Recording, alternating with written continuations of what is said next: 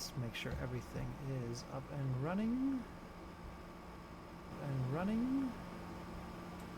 And running. And running. Over myself. And running. I'm going to turn this off. Over myself. Okay. Let's turn that off.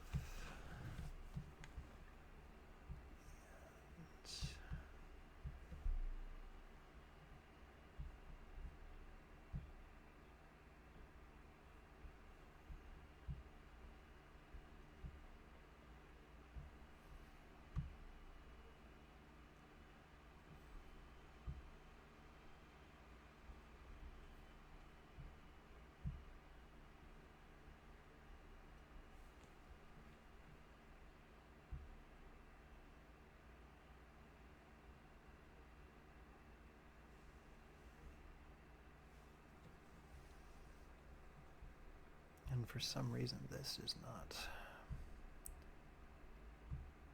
updating with my text. This is true.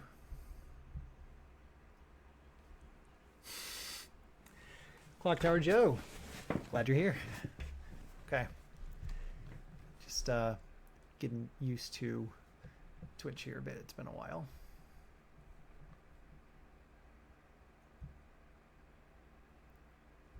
All right. Clock Tower Joe, go ahead and give me a thumbs up if you can see that screen there. Should show you some normal or hard mode drop charts.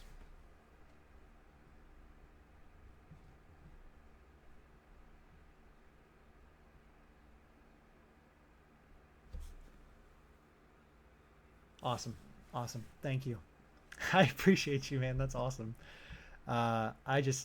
I love PSO. I've had a lot of ideas for a long time and found the right tools to make it work, and here we are.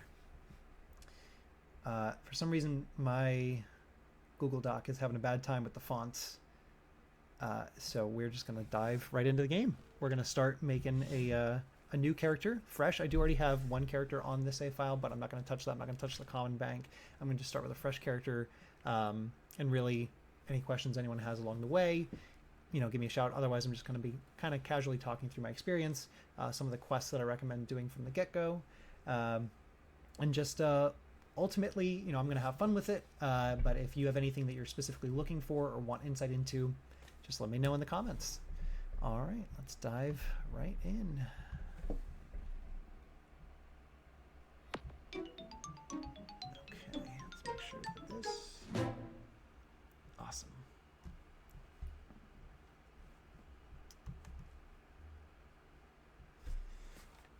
You'll also notice that I am not playing this with any widescreen hacks. I am a sucker for the classic 5:4 display.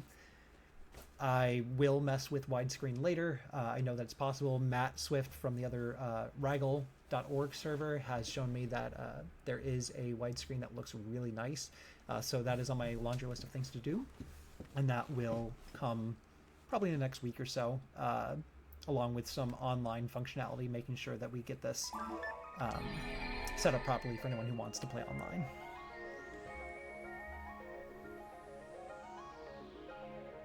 Naze Claw. You're talking official Naze Claw? Or are you talking the replica Naze Claw from Paganini?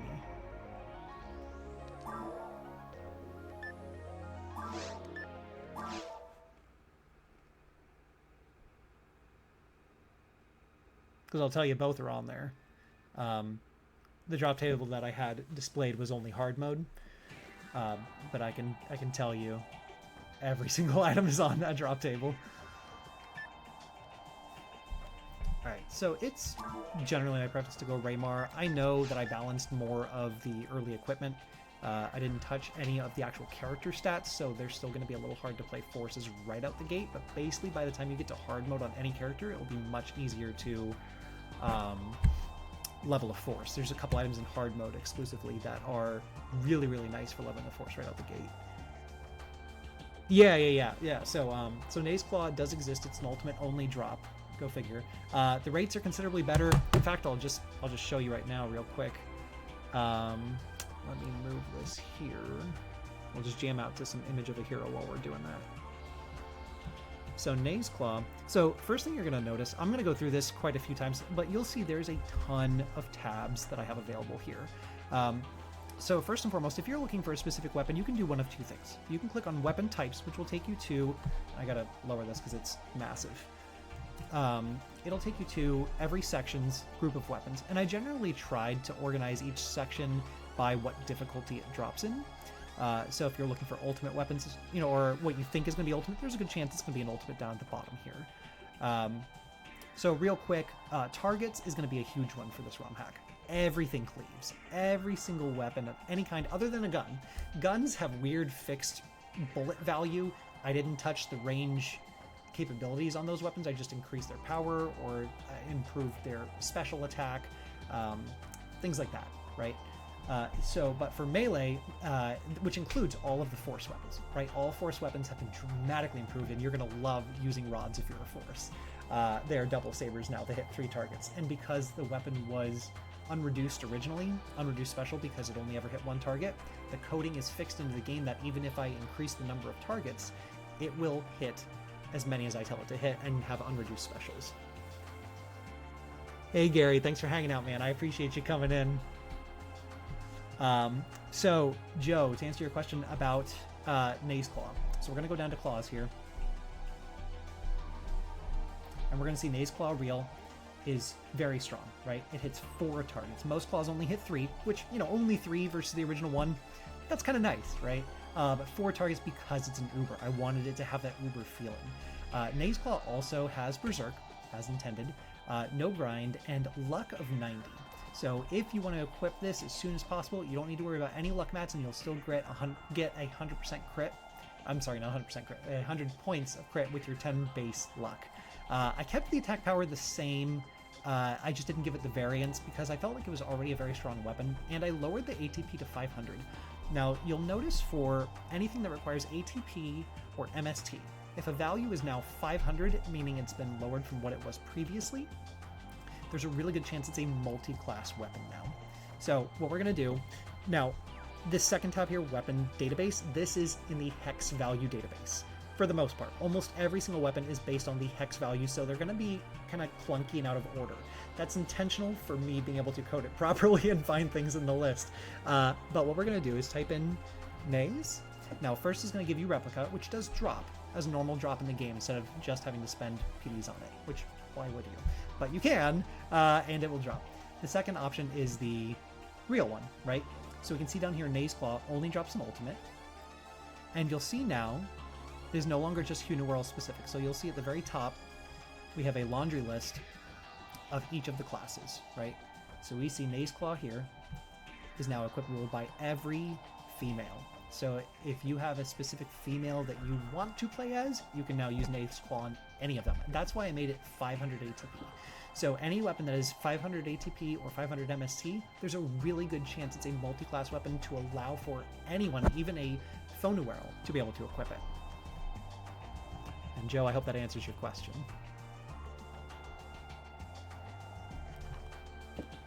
And we'll go ahead and take a sneak peek here. Naze Claw drops off of Del D in Ultimate Episode 1 and has a 2 times chance from its base rate of 1 in 128 for Viridia. Now, I made the rates much smaller for most weapons. While you'll see some are like a 1 in 512, those are going to be like the Ubers of the game. It's not to say that Naze Claw isn't an Uber, it just doesn't have what I would call an Uber value. And what I mean by an Uber value is if the weapon or armor has an all plus 30. Red Ring has an all plus 20, so that tells you that these equipment items are very, very valuable, very good, just boost your stats across the board and are so worth using, which includes a 30 bonus ATA, which is huge. And the reason I made Naze Claw 1 in 120 is it was way too exclusive before, right? Things that just made no sense for having a 1 in, 8,000 chance on Epsilon was just, it was silly, right? But I want you to be able to find one that also has decent percents and not take a lifetime doing it. So that's kind of the goal here. All right, we're going to dive back into the game. Oh, I turned off the wrong camera. I'm learning. All right.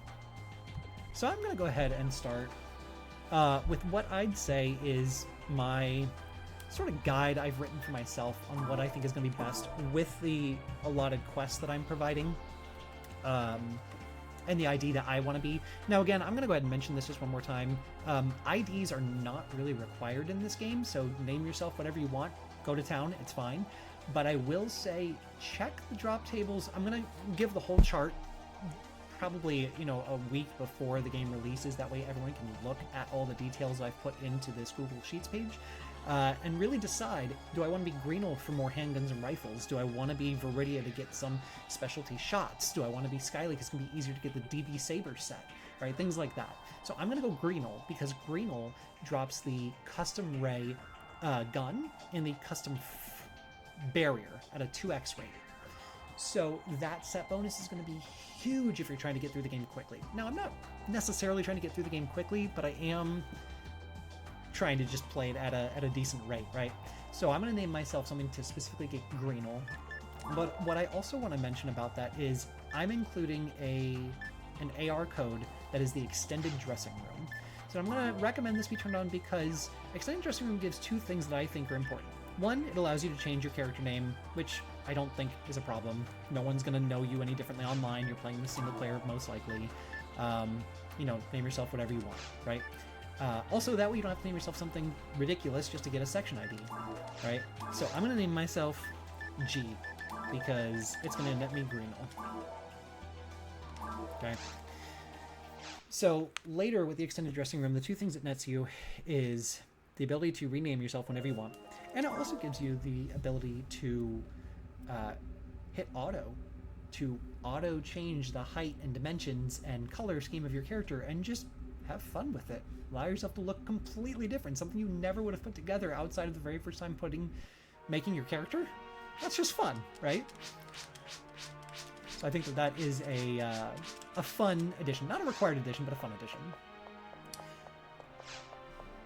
So first thing I'm going to do is I'm going to go buy a telepipe.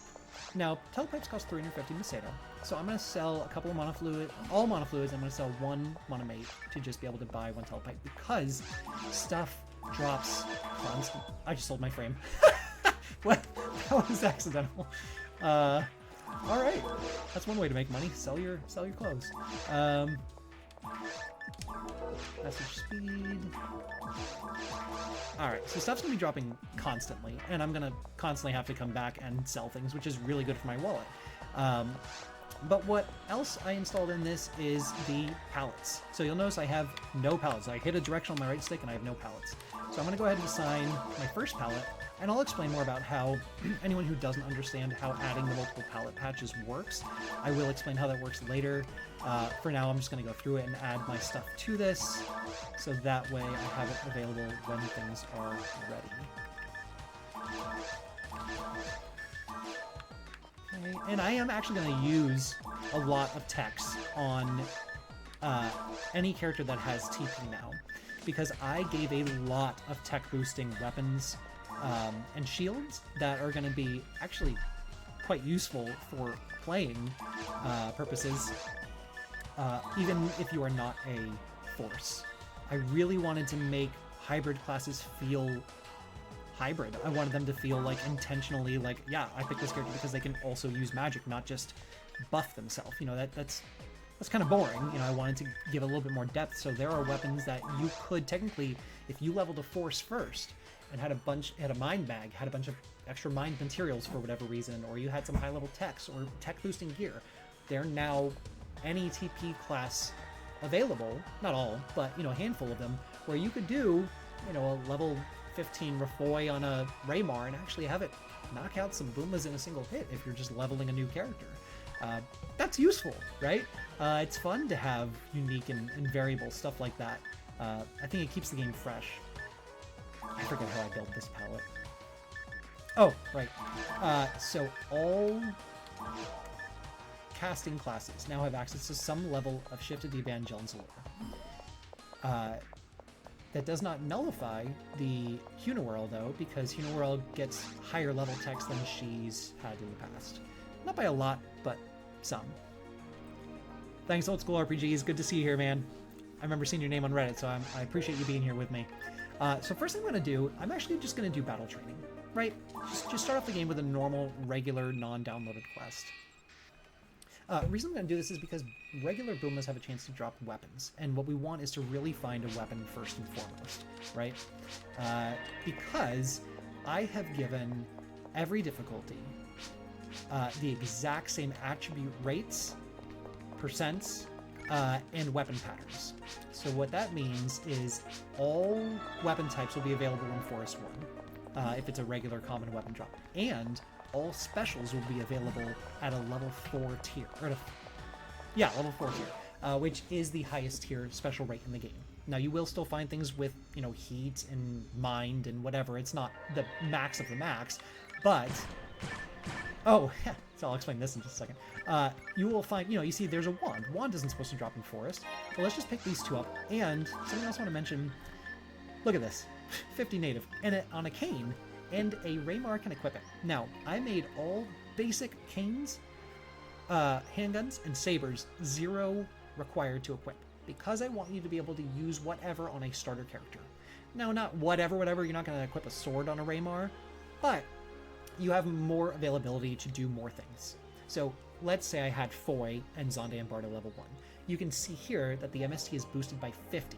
All basic canes boost by 50. So now I have a ton of TP if I were to be a caster, a hybrid, right? It's not a lot of TP, but it's enough to cast a few Foys and do some damage. And as 50 native. So I could swing and actually do a little bit more damage than I would with a saber. The trade-off is canes are extremely slow, right? So here's something I want to mention. All grinders, all materials, and all scapes, I guess only one scape doll, will show up as this present box. This will always let you know when a material is dropping or when a grinder is dropping, because they can just get lost in the greens, right? And then that's no fun for anyone. So you really just want to know where those are, because grinders are very, very valuable in this Romhack. Right? I put such high grinds on so many decent items and items that are not that good that have been vastly improved in this game and even further improved with grinders.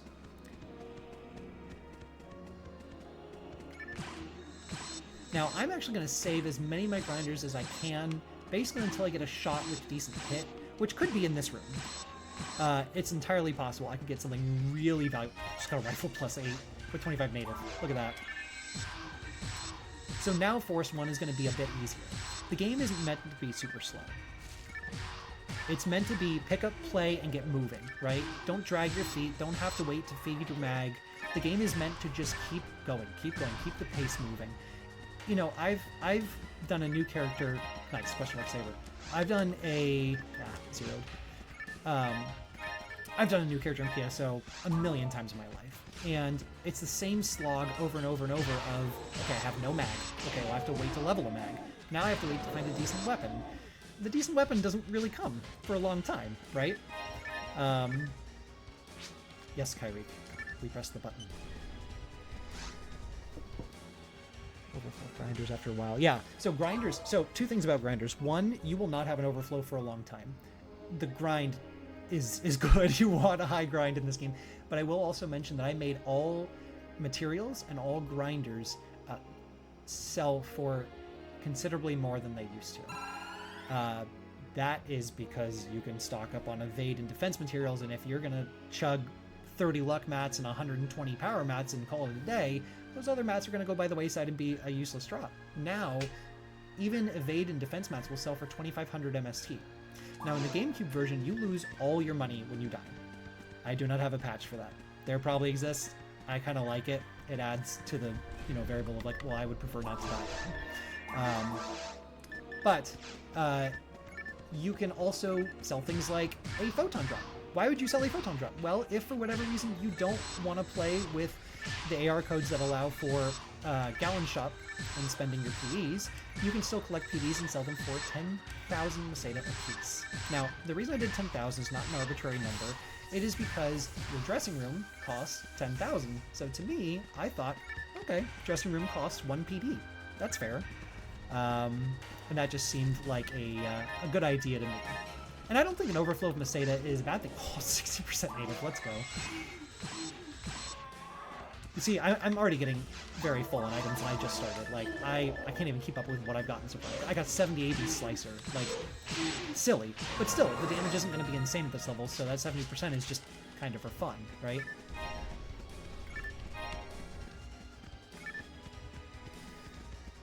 Alright. Oh, also, Mones used to drop nothing, right?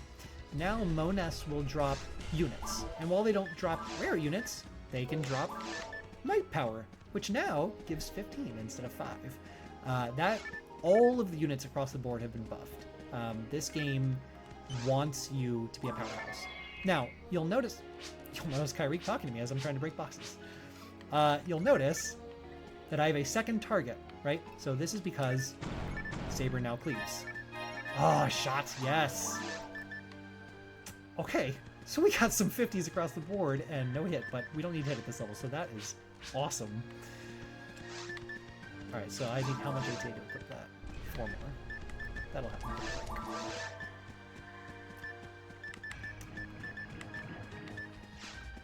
Oh, I need to feed my mag too. So Mothments. Normal through very hard creature. Normal through very hard Mothments drop Mono Grinders pretty frequently. Not super frequently, but like 1 in 8 or 1 in 4 chance, and they have a 33% DAR. So it's not bad. Did range weapons get any changes? So mostly power-based. The mechanic of the actual range itself is tied to the weapon's horizontal and vertical range, as well as the bullet values. So the bullet values is not something I'm editing at this time. So really what I've done for ranged weapons is I've just either made them stronger overall, or I've given them longer range. You know, I've made some mech guns hit at a further distance. Oh, I didn't mean to say that. Some mech guns hit at a slightly further distance than regular mech guns, not quite to the extent of like Yasmin Kov 9000, you know, just really destroying things from a distance. But most range weapons just got kind of a power overhaul versus a shot radius, how many targets can it hit kind of situation. Did you add Pierce or multi-hit to any ranged weapons? So I tried, and that's something I'd actually I really wanted to. It was an idea I had, but because of the shot value won't work. What I could do with my current technical limitations, I'm not saying it's not possible for the game, obviously, but it's just for my own personal technical limitations and my experience with this little hobby project. What I could do is I could, you know, rewrite a S-rank Saber as a gun model and then have it hit at a distance. So because the game would register it as a melee weapon, you can make its horizontal distance whatever you want and hit as many targets as you want, and the game will just accept it. But for range, because it has that bullet attribute where the bullet is actually going out of the gun, it doesn't change, right? It doesn't adjust. But also, I'm kind of glad that it doesn't, because Rangers are already the easiest class to play in the game, and I've only made them easier with options and better specials in the weapons, right? So I guess I'm kind of glad in retrospect that they haven't really changed that much. But I did give some guns to classes that couldn't equip them before. So like Auto Rifle is a great example. Auto Rifle can now do Hell, it was just a useless gun before, but now it's a Hell Rifle specifically, and it can be equipped by Hucast and Hucast Seals, as well as Raycast and Raycast Seals, but it is a cast-only weapon. I gave humans and Newmans so many TP-based or magic boost gear that the casts were just kind of falling behind, so I had to give them something, so I really kind of beefed up their utility options, more so than their raw power options. But I did not ignore raw power options. I really improved some weapons to just hit like a truck. You know, like Birdish is a cast-only weapon that is now also Raycast and Raycast Seal-based. And Birdish, you know, has the TJS swing, just hits not as powerfully. But it's a very cool weapon, and I made it cast-specific that will just hit a lot harder than it used to. I think it has like a 600 base attack power with a grind of 99, so it gets up to like 800, which I really wanted to take away Charge. I love Charge, but I abuse Charge. Everyone abuses Charge. Every Hucast has a Charge Vulcan. That's boring. That's boring gameplay to me. I'm glad it's good. I'm glad it works. Charge Vulcan is still in this game. You can still get it from the shop. Everything is great about it. But there are much more fun and interesting options. Also, one of the ultimate weapons for casts is Twin Cycle Gun. So I removed it from humans and moved it on to casts. Twin Cycle Gun has a piercing shot. Now, it doesn't have a very long piercing shot, but it has a piercing shot. So I made its regular attack and its normal and its heavy attack. I made it hit much longer than normal mech guns. So you can really take out enemies from afar. They have a high grind, high base damage, and they're just killer on casts. And then they have the piercing effect, so you could take Twin Cycle Gun on a Hugcast or Yuka and line up with Ragol on the side of that boat. Boom, boom, boom. He might be dead if you have enough power. It's pretty ridiculous. It's a very, very cool messing with the unique weapons that are already in the game like that. Yeah, dude, I'm on the anti-charge movement. I love charge, but it just, there's not enough risk reward. You know, money's too easy to make. I did still make a couple charge weapons, and I really tried to limit them to weapon classes people use less. I'll tell you guys, daggers are my favorite weapon class in this game, and I hate daggers outside of like Daylight Scar and Blue Burst, and even then I'm gonna use something else from afar because I just don't care. Daggers just cut through enemies, and most of them only hit 2 targets, where most other rare weapons in this game hit like 3 or more. But even with that, daggers slay in this game, dude. They are so good. Alright, let's see what we can get rid of here. Did you add... Oh, no, I read that. Makes sense. Already have shot type. Yeah, so having a shot type is ridiculous. I will say that I want people to level up quickly in this game. So I added 4 or 5 leveling weapons that have kings with a ridiculous rate, right? Now I say ridiculous in that the game will not exceed a certain value of EXP stolen per hit in each difficulty. So in normal mode, kings will steal 20 EXP. In hard, it's 40, very hard is 60, and in ultimate is 80 EXP stolen per hit. Now, what I did was, I'll tell you about all of them a bit later, but the first 2 I want to mention are variants of S-rank needles. So I took the actual code for the S-rank needle for HP recovery, for the HP revival special, because no one's ever going to put that on an S-rank needle, and I overwrote the TP revival special on the S-rank needle. Those are now anti-android rifle with red font as an S-rank weapon, technically, so it can't have additional percents. And the other one is auto rifle. So there's two anti-android rifles in the game, one yellow name, normal, one red name, S-rank variant. And then there's 2 auto rifles, normal and S-rank variant. Now, because S-ranks can't get percents, I buffed the initial ATA on both of those by 50. So it's a 50 hit weapon, right? Technically out the gate. The special defaults to coming with kings, and anti-android rifle is equipable by, you guessed it, everyone that's not an android, which includes all forces and hunters as well. So it is a leveling weapon. It hits 5 targets like a normal spread needle, and special is kings, stealing a ton of EXP from monsters, right? And then my other primary leveling weapon starts in hard mode. So those you won't get until very late episode 2, very hard mode. I want them to be a little difficult to get, right? But in hard mode, Ragol is going to drop a 1 in 2 chance Monkey King bar. Now, Monkey King bar is equivalent by every single class, and I lowered its attack power to a base of 100 because it's going to be very easy to get, and it now hits 3 targets, right? So it's quite strong, just in its utility alone. But Monkey King bar has an unreduced King's special. So you can just steal EXP constantly with that thing. It is amazing. What has been your balancing philosophy for the flow of the game in general? Like, how do you give more power and options without making the game progression too fast? Well, the game might progress too fast. The game is gambling. It is gambling the game, right? I didn't want the game to progress slowly. Because for the veteran, they know this game, right? They've played it inside and out. They know exactly what they're going to do. They know exactly how to hunt it. They're going to, sit AFK and mag farm for, 2 hours until they got something in the hundreds, and then they're going to actually play the game. For people who are casual and new, maybe we'll get new players for this game. Who knows? Playing retro games is kind of a slog if you don't really know the game, right? So I really wanted to try to find the balance between like who's put in hundreds of hours and who's doesn't have the time to play, right? So I really wanted to bridge that gap with Kings. Kings is the big feature here. It's the XP stealing feature.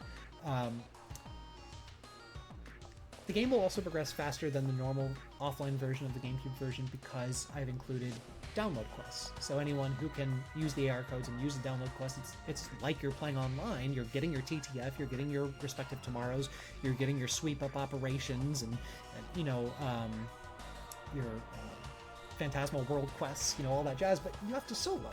Everything is a solo, and if you're not playing a ranger with incredibly high ATA or hell weapons, it still might be a slog. It's just a chance of what you get. So I wanted the gamble of the game to be a little bit easier for all parties involved. So I didn't balance it too much in not making it too fast. I want, if you found a king's weapon like a saber, which is unreduced, and you can just start stealing the XP right away. If I found one right now, I'm absolutely going to use it to get more levels. Because that's the gamble, right? The game is gambling. That's kind of the point. So I hope that answers your question.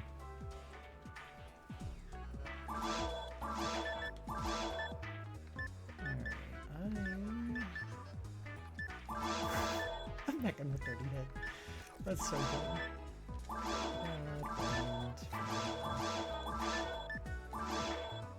Oh, thank you. I appreciate that. And I appreciate you being here. Thank you for being here. Any other questions? Seriously, keep them coming. I will just talk to myself all day about this game. I've finally been able to kind of just sit and play this game just a little bit, and like, I gotta tell you, it is fun. It is fun playing PSO. I love PSO already. I will go through the slog. I will take my time with it, but like, man, I love the pace I've set this thing at. Oh my god, a charge slicer, let's go. I guess I shouldn't use it now because I just talked so much trash about charge. Oh man. And on a burning handgun, alright. I think, yeah, I could have 70. I don't really need the percents. So this is another thing too, right? I'll try for 70, but if I don't get it, I'll just take burning. So here's another thing too. Burning and Tempest. Basically useless. I didn't want to overwrite enemy resistances too much. I kind of want to just leave the enemies alone. Just whatever the game is, that's what it is. You know, being able to get burning, nice. Being able to get burning or Tempest where the enemy is actually weak to fire or lightning, especially with a handgun or a cane that can hit 2 targets. Early on for a force is just so nice. Or if you have no damage, like this burning handgun, if it actually hits, even though it has 70 native, I would probably use the burning on a Booma and just snipe it. Just take it out in one hit, you know? Let's get some antidotes done. Alright. So unfortunately I didn't get any slots. I did a playthrough 2 days ago, just, you know, normal, playing until I beat Falls. And the very first box in Forest dropped a 4-slot frame, and I was just like, alright, I guess we're just starting with a 4-slot frame. Alright. So let's see my list. I think after this, I actually do a strange sighting. Battle training, strange sighting. Yep. Yo, what's up, Class Cabinet? Happy you're here, man. Glad you can make it.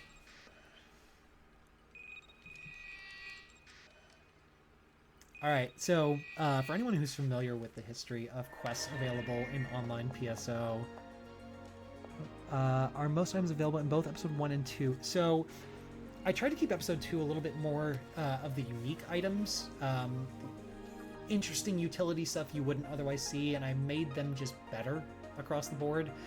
Episode 2 is an episode you don't want to miss. I really tried to make drops function in such a way that you want to get to episode 2, but like you kind of need the gear from episode 1 to make it work at a normal pace without really having to grind too much. Episode 2 is fun. I mean, it's hard. It's hard solo, but episode 2 drops are fun. Now, I'm actually going to swap here real quick before I do this quest. I'm going to swap to my display here. Maybe. Hold on. So I'm going to show you a little bit of the drop charts here. So that's ultimate. Let's go take a look. So Okay, so let's just start in hard mode, right? Because hard mode is notoriously where drops kind of start coming in. So if we look at the drop charts here, we can see, obviously I got like Hildebeer Head and Hildeblue Head. That's pretty standard. You'll also note, for anyone who isn't familiar with my Reddit posts, I'm only doing 2 groups of section IDs. Nothing else. The only thing that has any variance is Epsilon. And I'll show you that right here, just so that way everyone's on the same page. Very hard Epsilon, you'll see ID card C below. It's a 1 in 4 chance to get one of the ID cards. I thought making the ID card specific to your ID, that's kind of fun, right? You shouldn't be able to get a Whittle card on Yellow Bows or Pinkle, right? I just think that makes sense. But other than that, there are only 2 drop charts. There's drop chart 1 and drop chart 2, right? So we're going to see right out the gate, episode 1, Hildebeer and Hildeblue both drop the head item, pretty standard. But if you go to episode 2, you'll see it actually drops the canes. So the benefit of the canes is most rods in this game, rods are pretty useless. So most rods in this game are now double sabers, and they hit 3 targets. So you can cleave a small group in front of you with the Hildebeer cane or Hildeblue cane and actually do some damage. So I wanted you to be able to actually find the weapon with hit, because you're going to be swinging with it. But also, the special attacks on something like Hildebeer and Hildeblue cane, where it shoots a magic attack, Foy or Gabarda, right? It's dependent on the number of swings the weapon does, not the input. So it's not that you hit 1, 2, 3 and it does 3 casts. If you have a rod, the rod animation is 1 hit, 2 hit, 3 hit. So they'll do 1 foy, 2 foy, 3 foy respectively. But if it's a double saber that does 2, 1, 3, it's going to shoot 2 foys, 1 foy, 3 foys, and it is a fun utility weapon outside of the triple cleave that it has access to. I really wanted to make weapons more cohesive and having to equip less things as you play the game. I want you to have things that are multi-purpose, magic boosting, magic casting, cleaving, things that just make sense for a group so you don't have to constantly swap back and forth to a slicer or to a handgun or something. But as far as the actual availability, as we look through episode 1 here, we'll see, you got the Booma Claws. Just don't even worry about the actual item itself, or the enemy part. Just go straight for the weapon, right? Because that's what's going to limit you. You're never going to use those claws if you just have the enemy part. But you'll see a lot of weapons and some enemy parts start trickling in here as well, because these enemy parts are actually useful, right? So you'll want to actually unlock that in the quest. But as we get to the end of episode 1, you get into episode 2, and you start getting some pretty useful stuff, right? You got Disc of Bravemen, Grass Assassin Sabers. I will say one of the biggest things you guys are going to want to walk away with is this right here. So these focus sections is kind of a quick little cheat hint to let you know what the point of each episode and each difficulty is. So for example, focus in episode 1 is common 9-star weapons with Berserk, as well as enemy parts start dropping. So almost all basic 9-star weapons are all Berserk now. So if you have Disc of Liberator, you have Slicer of Assassin, and Disc of Braveman, they're all stat identical and all special identical. That means that you can equip effectively a DOB if you're used to using a Disc of Braveman all the time, but if you like Disc of Liberator or you like Slicer of Assassin aesthetically more, just use that instead. And you'll see that those actually drop, I believe they drop over here. Yep, okay. So the reason why I even have 2 groups at all is because most things that are in a group 1 or a group 2 is almost entirely aesthetic based, right?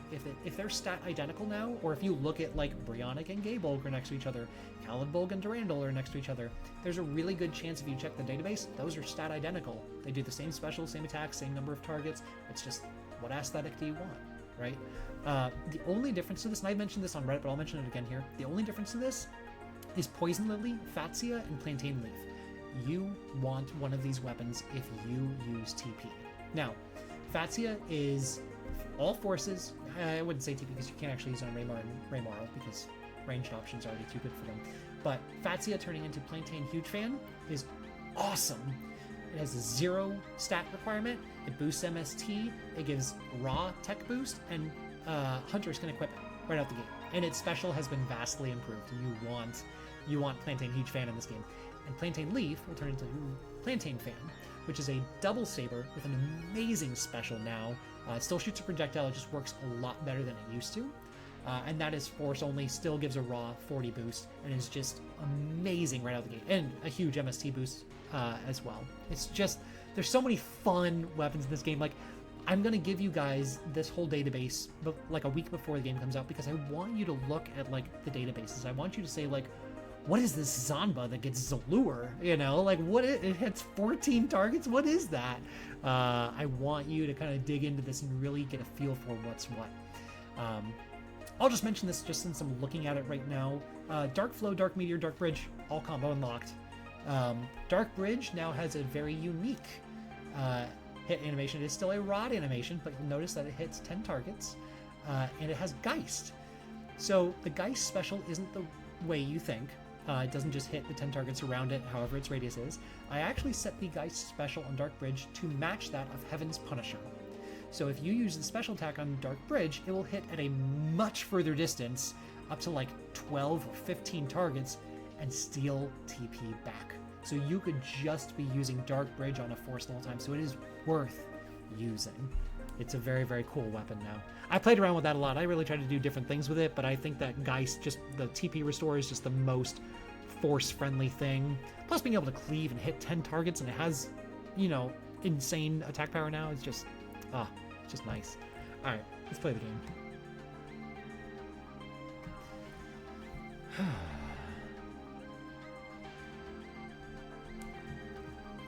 I got some good friends messaging me on Discord saying that they're loving my stream, and it makes me happy. All right, so we started off by doing battle training because you have a chance to get common weapons that have percents, right? Now we're going to dive into Strange Sighting. So Strange Sighting is a quest that used to exist but was pulled because it gave a guaranteed Hilda Blue. Well, I'm here to tell you today, I'm giving you back that guaranteed Hilda Blue / Hilda. I think that it's just a lot of fun. You still have to work for it. It's still like a, you know, almost a 30-minute quest, unless you have insane, you know, gear to just get right to them. And I made this Hilda Blue have a 7/8 chance to drop an Ogre Power, which is now almost the same as a vanilla God Power. So I wanted you, no matter what class you are, if you're playing a Phantasy, to be able to equip an Ogre Power and be able to actually take out things melee, because good lord, living a Phantasy without anything is slow. Slow. I love Phantasy. That's the only reason I'm using it as an example. Some weapons now have boost to text. My friend, I will pause this entire stream to go through all the tech boosting stuff. I have an entire tab dedicated to tech boost. Tech boost weapons and shields are amazing. There's no tech boost on armor. I tried doing it. It didn't function the way I had intended, so I just removed it and then just gave the appropriate buffs to weapons and to the barriers. So yeah, lots of tech boosting stuff. You are gonna have to really sink your teeth in and review what's going on in there to see all the updates I've done for tech boosting. Oh my god, force can do insane physical damage. Yeah. Battle force incoming. Like battle mage. You're gonna play a battle mage in this game.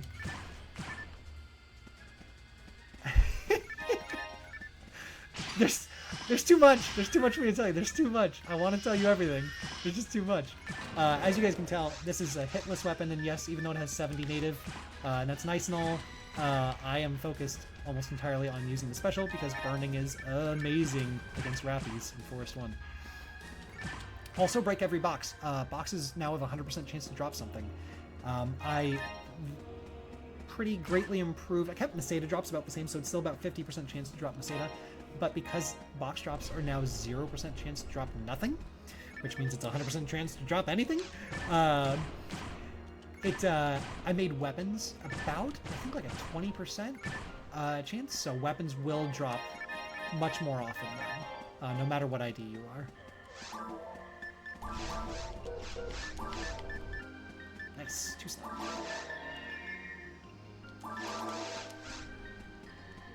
I should really be using a saber because of the cleave. Yeah, level 3, let's go. Techs are going to be viable for DPS. Very, very viable. Dude, I did 1100 in to be fair, it was like a 156 or 165 Phonum that I was testing. I did on a very hard group of Boomas. I did a Refoy with, I think the Refoy was boosted by 40 with the Refoy merge, and it was boosted by 40 again with another raw boosting weapon. So I had an 80% raw boost on a Phonum and very hard. And took out a group of booms with like 1100 to hit. It was overkill, but it was amazing. It was beautiful. I loved it. Doesn't do that much in Ultimate, but still, you know, it's nice and very hard. I would like to force that train, please. Oh, I suppose I should be. Oh, there it is! Asking you shall receive. I'm gonna put that light power now.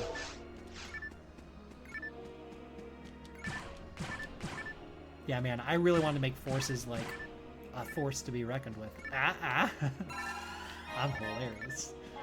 I'm surprised you guys are just now like an hour in getting dad jokes. Just be warned.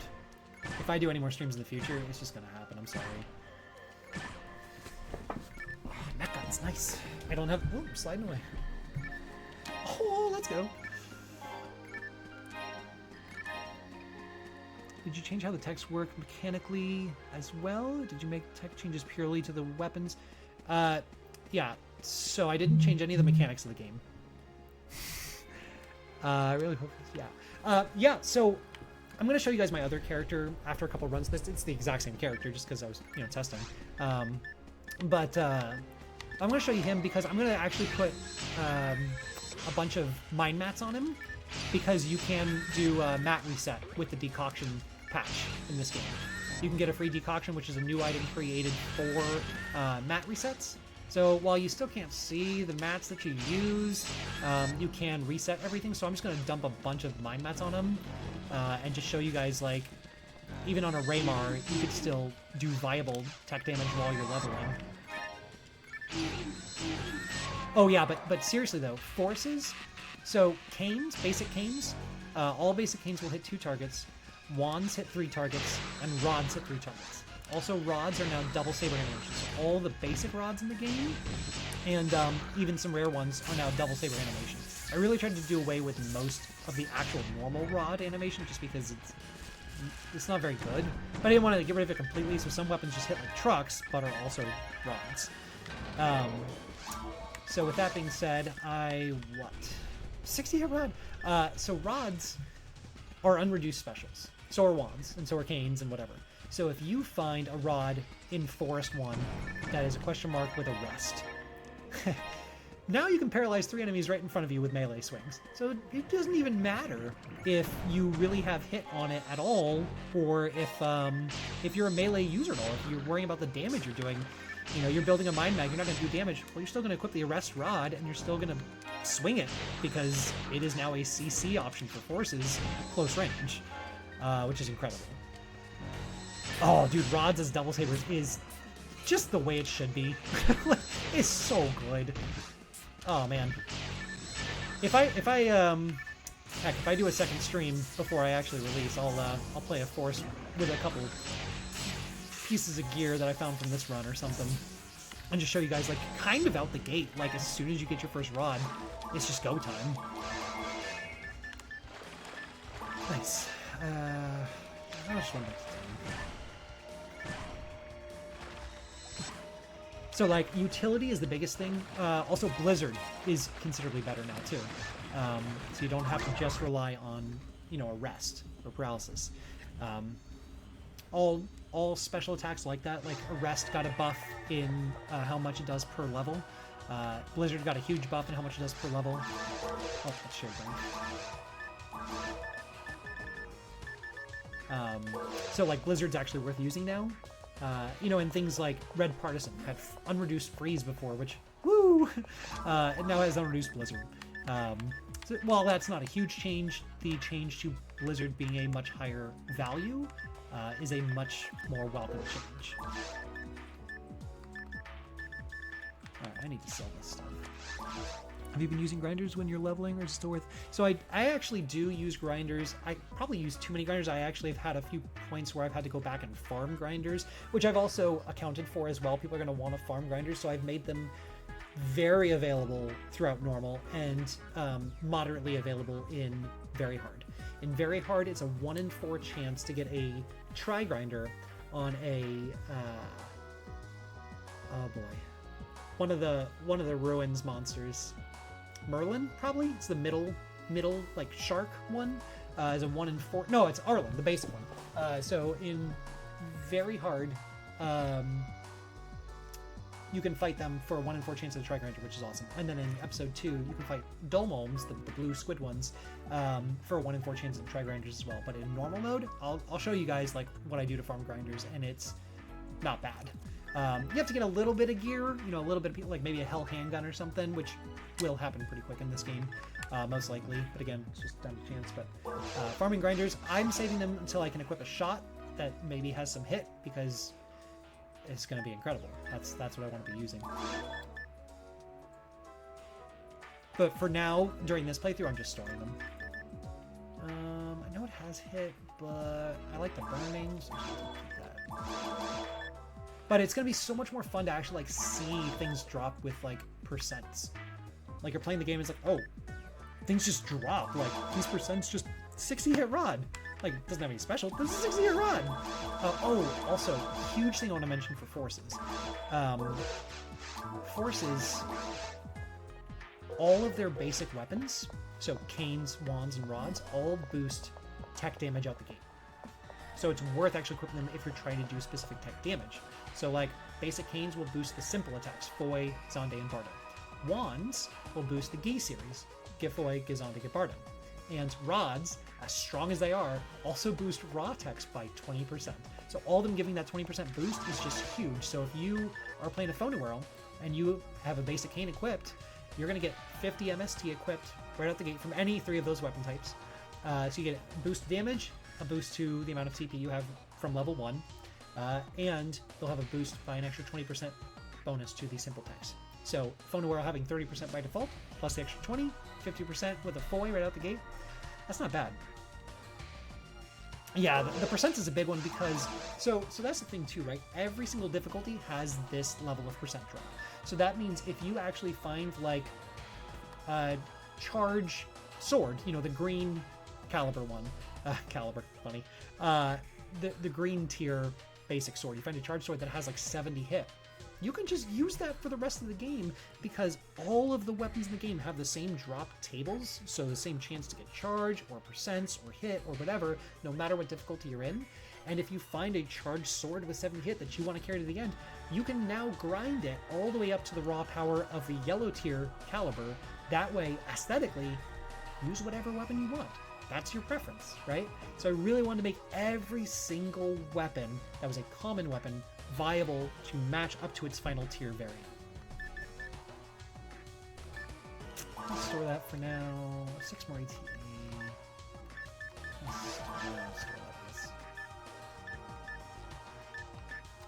Let's go for what this rifle is.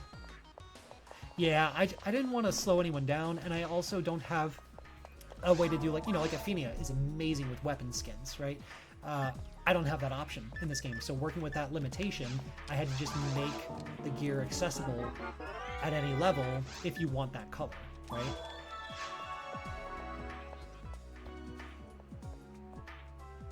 That's awesome. So I will only be using one weapon, and that's it. Yeah, I don't want especially since you're going to be soloing. I'm trying to find a way to get this online without interfering with other servers, so just bear with me as I work on that. I've not been feeding my back. Oh my god. I'm too interested in talking to you guys. I don't want forces to just be support bots. That's not fun. Not even for yourself. Like, that's just, you know, I want you to play the game. I want you to enjoy playing the game. That's the point. You know, if the game's enjoyable, then you're going to come back for more. So, that is 24 years old. Like, there's no reason any of us should be playing today, but here we are, and I'm so thankful for all of you.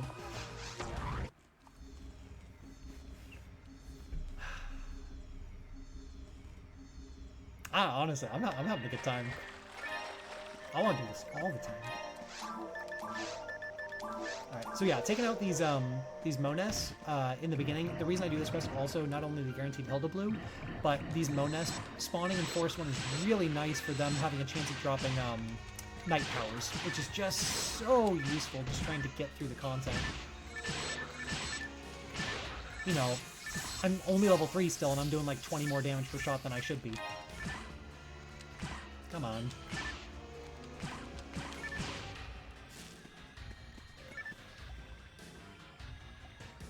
Oh, I love that. I'm so thankful. Honestly, we're so close. Like, I wish I could just give you a date right now, but like, I'm working with one of the other online admins, and I'm trying to make this like make sense if people are trying to connect. Like, they maybe could actually play online, and it would just separate people into like partition them into, okay, this is a return to Ragol group, this is a regular group. I don't know if it's gonna work out. I'm hopeful, and I got my fingers crossed that we're gonna be able to make it work. But oh, 75-hit partisan. Let's go. Okay. All right. So that's happening. Good lord. I lost my train of thought. Yeah, man, I wish I could just give you a date today on when this is going to be ready, but the game itself is almost, like, done. Like, I've really gone in and play-tested and tweaked, and, well, this drop should be better here, and this could move here, and, you know, really trying to just put as much 24 years of forethought into this, and I think we're, like, you know, we're just about there. You know, I got to finish the database a little bit more, because I do want to give you guys that first, so you have like a strategy guide basically to be playing off of before diving in head first, because you know you could just dive in blind, and I would recommend it because it is just fun. You know, if you know PSO, you're gonna know this Romhack. You know, and I also, you know, someone asked me earlier today, I think. Oh, nice. I'm gonna talk about Magician TP in just a second. Someone asked me about this.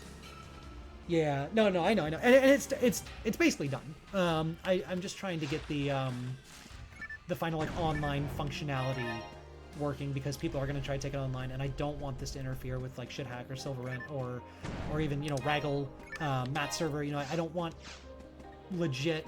I don't want to say legit. I want vanilla. Woo! Let's go ahead, slide a photon drop.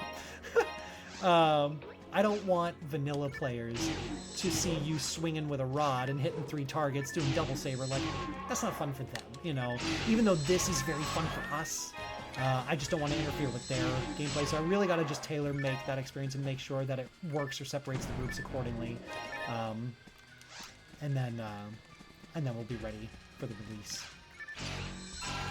But okay, so I was going to talk about it, but you guys, if you've been following my Reddit, you'll know that the TP units are considerably more boosted now. Even though I'm not using a TP right now, I want to show you even the basic Magician TP. Watch my TP bar. Boom. The point of that is to actually equip these units, right? Oh, I got 20 extra TP. I can not cast 1 extra Refoy.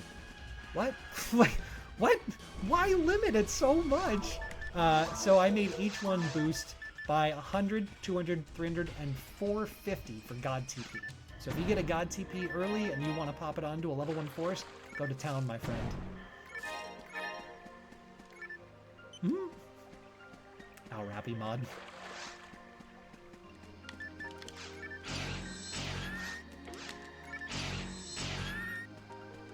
But the cleaving option, I mean, like, to me, the cleaving option of things like sabers or daggers, that's just Phantasy Star Universe.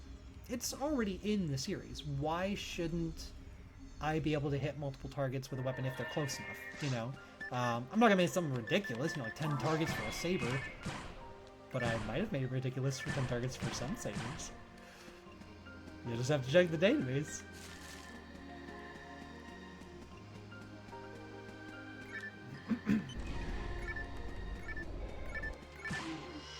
Boom. That is so nice.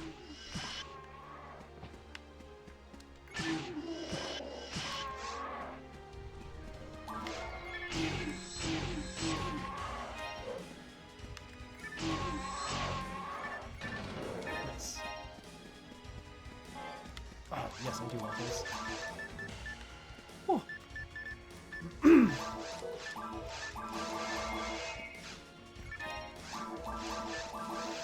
Man, I gotta go back to town again. I'm telling you, you're gonna... 55 hit mech guns, let's go, okay.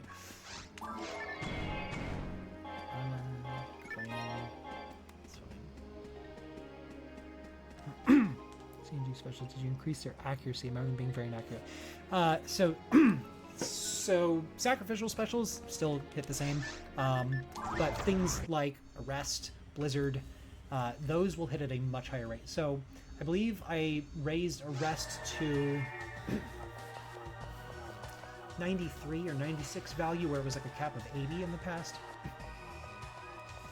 what that does is that basically gives, excuse me, if you were using vanilla C's on a cast in Ultimate where you got the like 30% boost. Oh, actually, no. I think I'm wrong with that math. Well, whatever. I made it like the next tier up, basically. So Arrest hits pretty often. Seize will actually hit pretty often now, too. Freeze will hit more than previous Blizzard, and Blizzard hits. Blizzard still struggles because it's Blizzard, but Blizzard hits.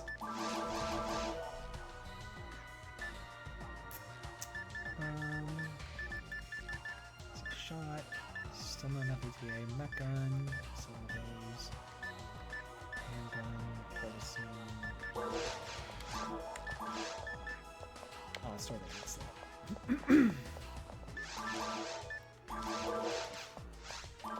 Dang, 7 o'clock already? Where does time go?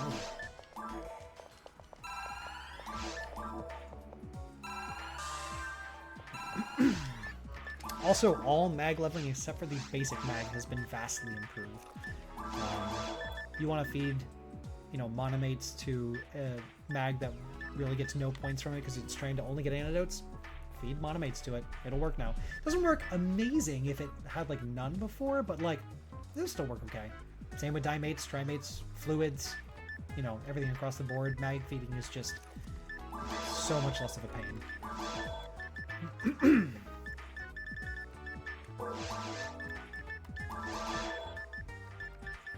I don't even need fluids. Optimizer yet.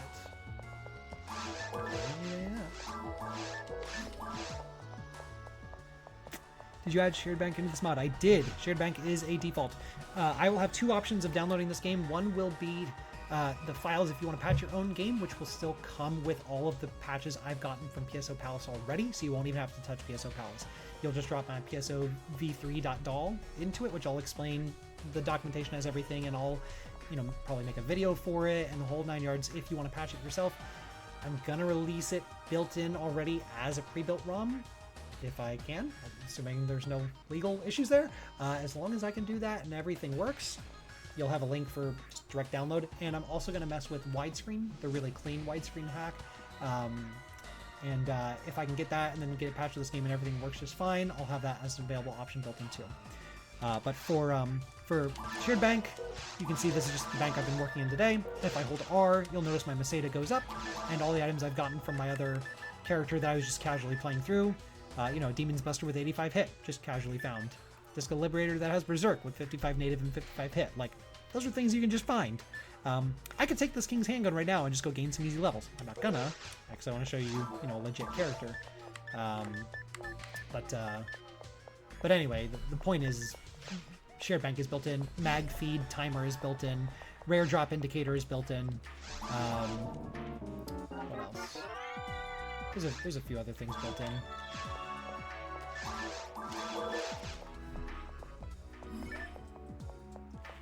Do they get hungry faster, or is it just material giving them higher bar to fill? The latter. So materials just feed them more effectively. I didn't want to change the actual mag timer functionality. I didn't want to make it too fast. I kind of like that it's, just one every 3.5 minutes. It just means you're not doing it constantly. But when you feed, the feeds will be much more appropriate and won't take you nearly as long. It also, if you're feeding really intentionally and really well, you'll probably get most of one level perfect. So it's not going to break the bank. It's not going to be crazy. It's not going to break the game for mag leveling. It's just going to be a nice buff. That's nice. It's just going to be a nice buff. And there's only a 1% chance, which is still considerably higher than base game, but there's only a 1% chance for you to find a 90% unteched value in normal from Romhack. And in Ultimate, there's only a 0.5% chance in Ultimate to get a 90% unteched, meaning 100 after attack. So it's still rare. It's not nearly as rare as 1 in like 10,000 or something. But, it's still rare. So if you find one, you should still feel pretty excited.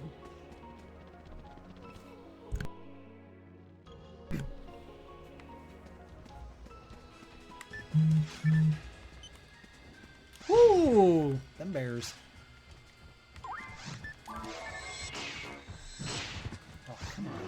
I'm gonna get bodied right here. I can feel it.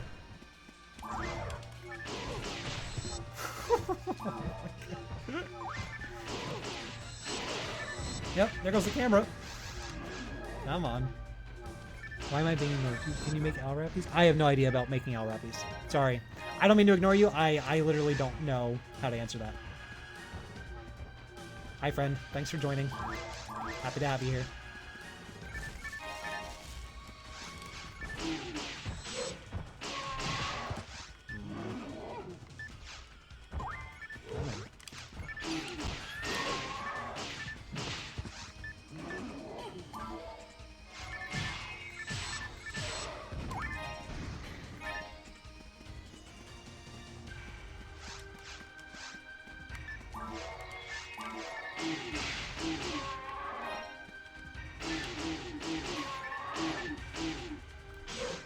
Thank you. Ah, nice. Please have percents.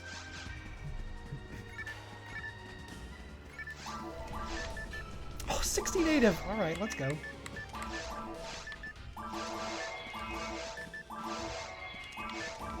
Probably don't even need the basics anymore, but I'll just keep it for now.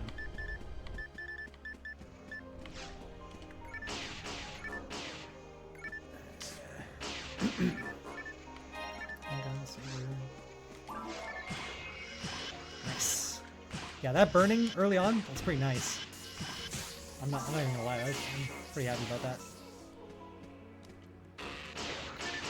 Oh yeah, dude, that's the point, is like, yes, a lot of the drops are gonna be better for you across the board, but that's also why I added in the availability of all the other weapons, because if Forest 1 and 2 was just sabers, canes, and handguns, there's a chance you'd get a hell handgun so easily, because it's like the only, one of 3 weapons that are dropping. So I included the others to just say, whatever you find, you find. You start the game with literally anything at your disposal. Oh man, yeah. I can't wait to get some good, like, sacrificial daggers. They just cut through stuff.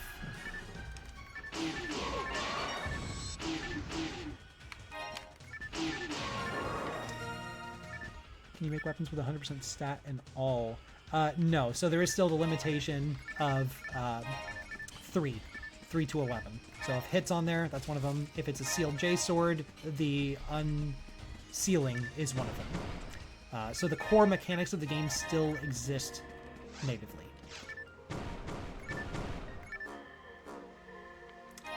One of my favorite additions is literally just this. Just being able to have grinders be in a different box. Like, what a quality of life. How simple. Just differentiate it from normal green drops. Alright, we got our yellow cow key. We are on our way.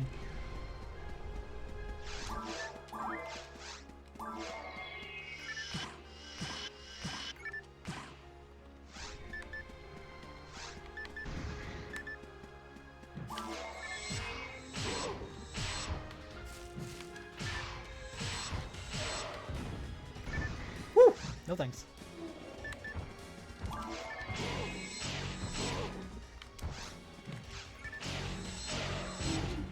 Oh, and in normal, episode 1, Hildebears will drop a 1 in 8 power material. So if you want to farm power materials, just go to town in normal mode. I didn't want to make materials something that you have to, like, really fight for. I wanted to be something that, like, yeah, it's not going to drop all the time, but often enough that it's, like, it's worth going back to normal mode to get grinders and materials, you know? Because normal is like, if the challenge isn't there, it's not going to be very fun. But if you're constantly getting drops, then it's like, okay, well, that feels pretty good. You know, I walked out of a strange sighting quest and got, a dozen power materials or something. Like, that feels pretty good. Yeah. Yep, every box is a surprise box. That's right. Also, sorry, excuse me. Also, every difficulty in both episodes. Dang it. Every difficulty in both episodes have had photon drops drop at a much higher rate. So instead of like 0.25 or something for normal or even lower, every rate is 3% for normal, 6% chance for photon drop in hard, 10% chance, and a 13% chance in ultimate. I want you to get PDs. I want you to get enough to get an ad slots. I also want you to get ad slots. They're like 1 in 100 in every area of normal mode. But I want you to get PDs because I want you to actually go put percents on weapons you wouldn't normally. I don't want you to be like, well, I was able to afford my only photon sphere of my entire hunting career, so I guess I'll save that for a weapon I'll never actually find. No. Put percents on weapons that you enjoy. Done. Grind weapons you enjoy. You know, like that's the point. Woo! Okay.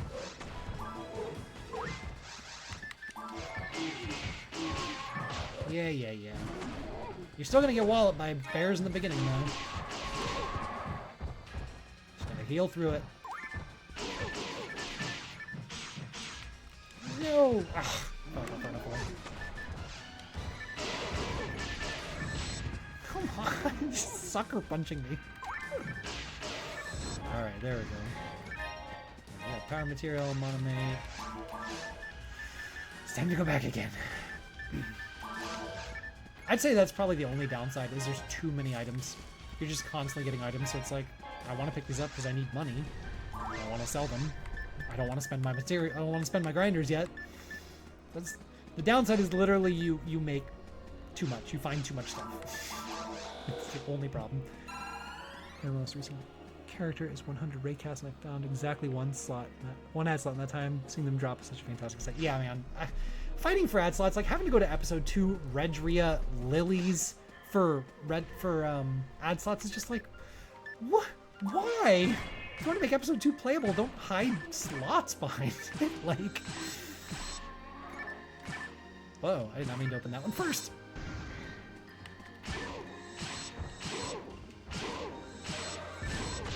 Come on. Get out of here. No, too many bears. Too many bears. Oh, come on. Oh, these foy boys. Yep. Smacked.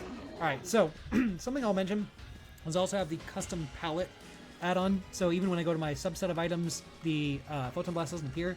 You have to actually set a different palette for Photon Blast.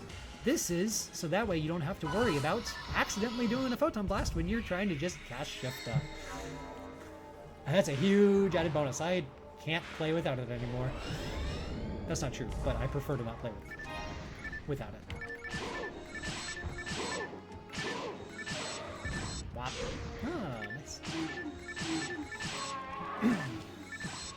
Oh, right. I was going to mention someone else was asking me about like a floor reader.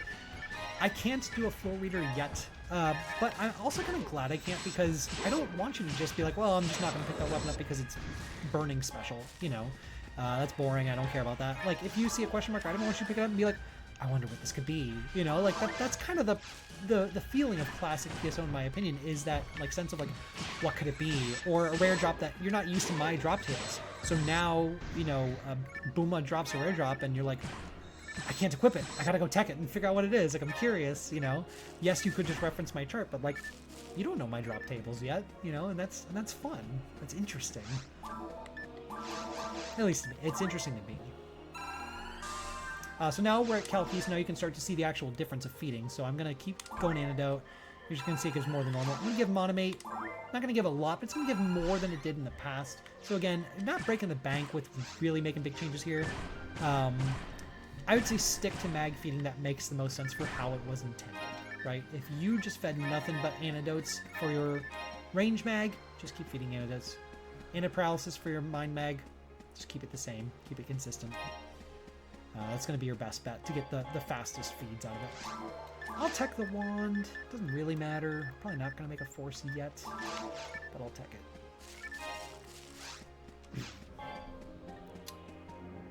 How'd you choose the other palettes? So, all you have to do is just flick the right joystick to change to the different palettes. So, like, up for me is my basic one.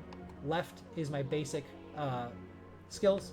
Right is my foys, or my my big raw attacks, as well as my photon blast, and then down is my items and Resta, Jones Lure, stuff like that. So once you install the custom palette patch, I'll explain how to do all of this in my documentation. There's information for it on the internet. I want to try to make it as cohesive as possible, so you can just swap it all by quickly moving your joystick your second joystick in a different direction. Unfortunately, because this quest is not provided by like an online server, it's not optimized. It was pulled from a download list from an old website archive, basically, that isn't going to have like camera fix, you know, when you go into an area and it like pulls the camera down real low. All you do is just pipe back to town to reset it. So that's what I did just now. Also good time because I also have a full inventory. And I usually like to keep PDs on me because I'm going to find PDs 3% of the time from any drop, whether it be an enemy or a box or whatever. So just keeping PDs on me just kind of solidifies that spot in my inventory, like, okay, this is going to happen. And it's kind of fun to see how many you've got. Yeah, it's a pretty sweet function. Also another add-on I basically can't live without at this point. Like it's pretty nice, especially for the fourth. Oh, what'd I say? A rest wand. There it is. So this rest wand, even though it has 0 hit, it will cleave 3 targets. So while yes, you would want it to have hit, it will have unreduced arrest special, close range 3 targets on a force. So I'm gonna just go ahead and bank that in my multi-bank. And in the event I play a force, I might actually use that. We can see how effective it would be. So let's sell a mag feed. I think I just fed. Yep. So let's go.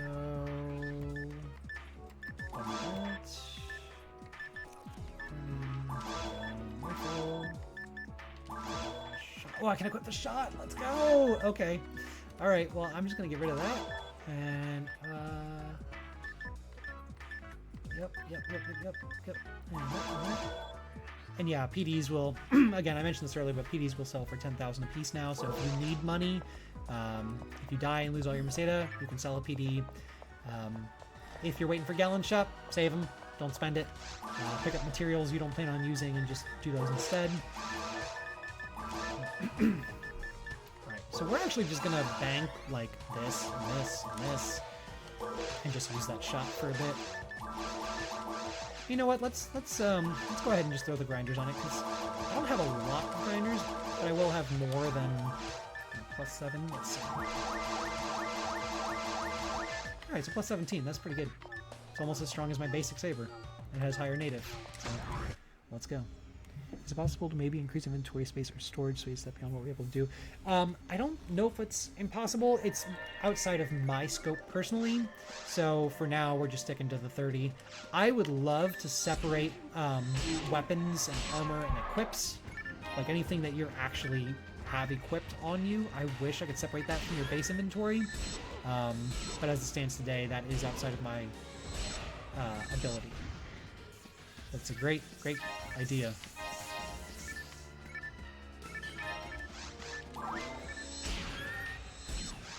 Oh, and I made, just across the board, I made basic mono grinder, die grinder, and tri grinder in normal difficulty, episode 1, drop a little bit more frequently. So they drop 3% for monomate, 2% for dimate, and 1% for, 3% for mono grinder, 2% for die grinder, and 1% for tri grinder, which is just a bit higher than they were in the base. Just gives you a little bit more chance to find grinders while playing episode 1 normal.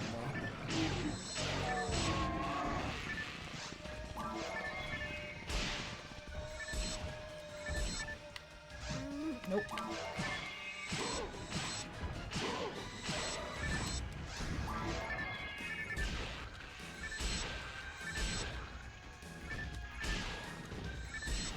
Something I want to mention that's really important about this game is that I do want you to have the AR code on, that's the action replay code.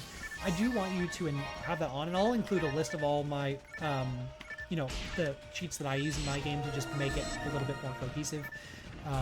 Yes, there is a way to edit those in and just be permanent within the game's code, but I like having the AR code on because if you're trying to play online, it will notify the online admins that you're playing with cheats, and I would prefer you not play online unless it's a preferred server that we can hopefully come up with at a later date.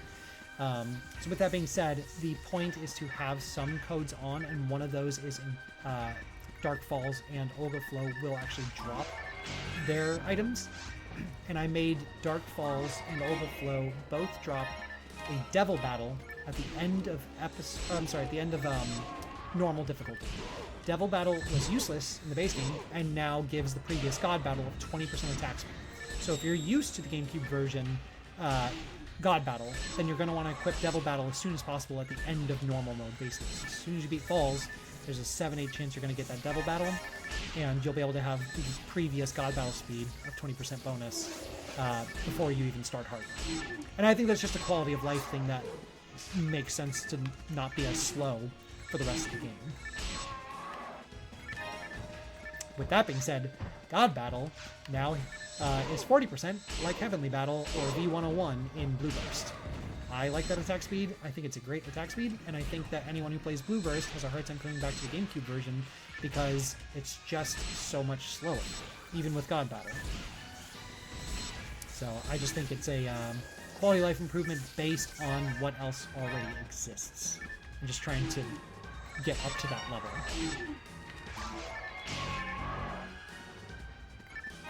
Ah, Gigaboom Arm. Does any in-game item text change reflect? So, not today. If I do a version 2 later, it will be text editing. I haven't touched text editing at all. That's why I'm doing the Google Sheets page, basically, to just say, like, hey, here's all the data I've changed. Here's all the collective information. Real life is pretty busy, and I don't know exactly how long it... Yes! Got the Overpower. I don't know exactly how long it would take to edit all the in-game text, but more time than I have available. Really, I shouldn't even be streaming right now, but I wanted to give you guys something. Yeah, that's why all the documentation exists within the Google Sheets document itself, which I will be providing for everyone. But if I can release the game and you can play the game and you get to actually enjoy it and appreciate it, then later I could, in theory, release a version 2, which would just be a text update to reflect anything that has boosts on it. If a weapon has 80% boost to foy or something like that, I would be able to reflect that within the game's text itself, which is what I prefer to do. But we have a playable game. It just, could have more polish a little bit later, but the actual core gameplay is polished.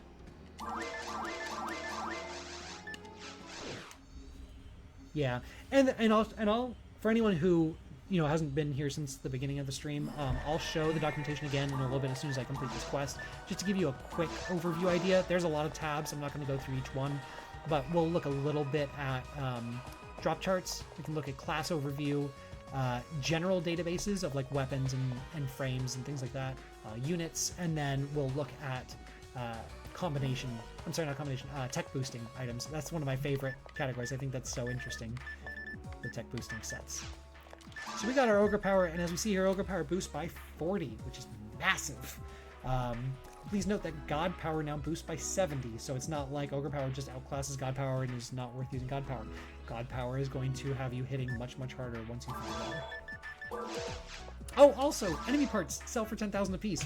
So if you find a useless Gigaboom's arm and you're like, I'm not going to go through the single-player campaign and unlock Montague giving me enemy weapons, well, you can sell these right here for 10,000.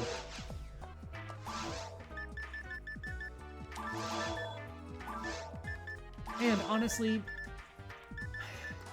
because there's so much less charge from rare weapons in this game, money is kind of rudimentary. And if you die, you lose your money.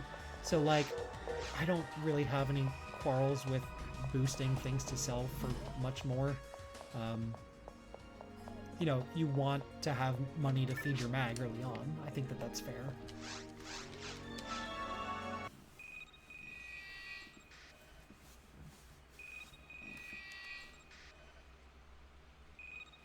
Alright, so what did I have after this?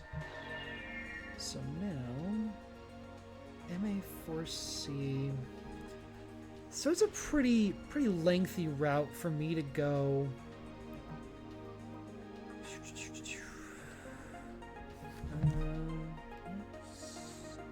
Sorry, one second.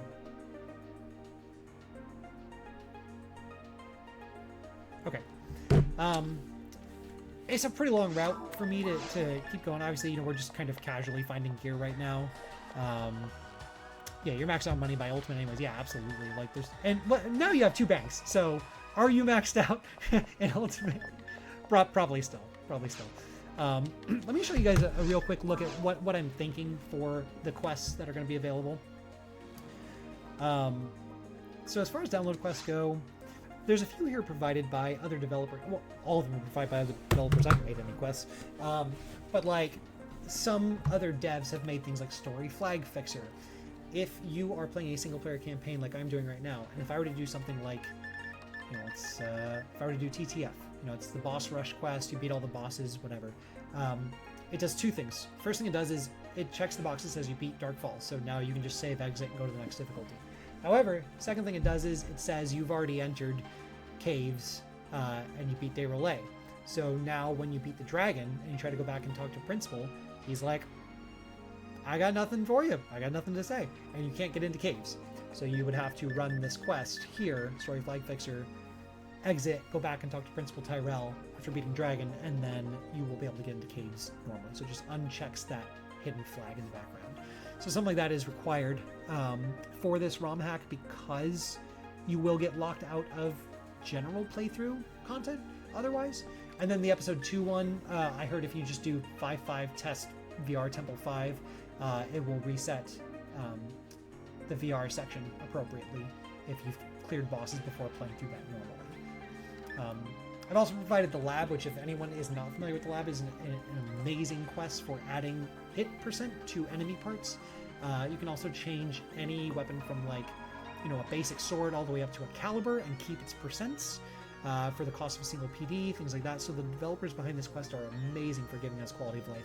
And the last thing they added in the lab that I want to mention, not the last thing, but the last thing I want to mention, is the decoction. You can get a free decoction, which is a new item specific to the, offline version of the game or the GameCube, Xbox version of the game, and that will reset your material usage. So if you used one too many defense mats or evade mats, you go there, use decoction.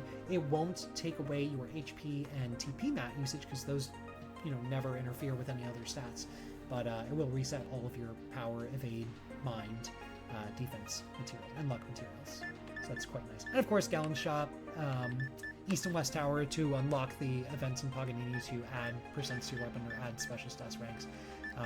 I tried to make them split episode 1 and 2 because Christmas Fiasco I had to import, so I couldn't split where that was natively in the list. So unfortunately that's just stuck where it is. Just know that that's an episode 1 quest. But something I want to mention here, drop tables are tied to the episode that you are on. So if you start a game on episode 1 and you go do an episode 2 quest in Seabed, and you go and fight a Domom and Domdarl, and they don't drop anything, that's because the game registered you as starting a game on episode 1, and you're running an episode 2 quest, they don't drop anything. So if you want to do an episode 2 quest, it's just in your best interest to start a game on episode 2, and then go select an episode 2 quest to get actual drops from those. Alright, so I'm going to take a quick pause here and go to my spreadsheet so we can talk a little bit about what you guys can look forward to on the actual information side of things. So I'm going to pull this up here, and we'll start all the way over here. Alright, so I'm going to go through these just for a couple minutes here real quick. So the very first tab that we're going to talk about is the class overview. So class overview really is just your initial insight into what the tech or trap options are for your characters. Please note that traps have not been changed at all. Trap leveling is just whatever the trap level is. Techs have been changed for mostly Humar and Raymar, but also Hunoworld. I'll talk about that in a second. So Humar, severely under-talented, poor guy, got shafted in the development of the game. They thought they were making the, number 1 main character, and it turns out they made someone who doesn't get shifted in D-Band, which is a huge shame. So I took the idea of Humar, Hunoworld, Raymar, and Raymarl being hybrid characters, and I gave them all higher magic attacks because they're hybrid. That's kind of part of it, right? I also made an area here for there are frames and armors that I'm going to recommend. So right out the gate, if you find a hunter field, ranger field, or force field, these frames are all level 1, meaning you can equip it right at the beginning of the game per character, and each one gives a boost to hunter gives attack power boost, ranger field gives ATA boost, and a force field gives MST boost. So it's just a small little bonus, and by small I mean like hunter gives 35 attack, ranger gives 15 ATA, and force gets I believe 50 MST. I don't think, even though Sega developed it where most things that boost attack power boost MST by the same amount, I think that that's wrong. MST doesn't give as big of a boost damage-wise as attack power does, so I made MST boost higher than whatever its equivalent attack value is, just across the board for all items. You'll also note that I've put DBs, flow-ins, and custom frame for pretty much every character because every class can equip them. They're only level 20, meaning their defense and evasion is going to be considerably higher than that of common armors, and the set bonuses are actually really good this time around. DB Saber has Berserk and Cleaves an extra target, and its grind is considerably higher, I think. I don't remember if it was like plus 99 or something crazy before, but it's higher. It's higher, that's all you need to know. Flow-ins Sword, higher grind than it used to, now has Berserk, so the special one is going to be so much better with that set bonus of 50% bonus damage with that full set. And then something else I want to mention here, which I did mention on Reddit, but I'm just going to mention it real quick. The Parasite Wear armors are on here. These used to just be useless. They were just a stepping stone to get to Virus Armor La Futeria. Now the Parasite Wears, each one has a different boost to a stat. So if we go take a quick look at those, we're going to see, please ignore the frame databases, the one tab is like not finished yet. So if we look at the Parasite Wears here, I'll go ahead and expand this a bit. So these three right here.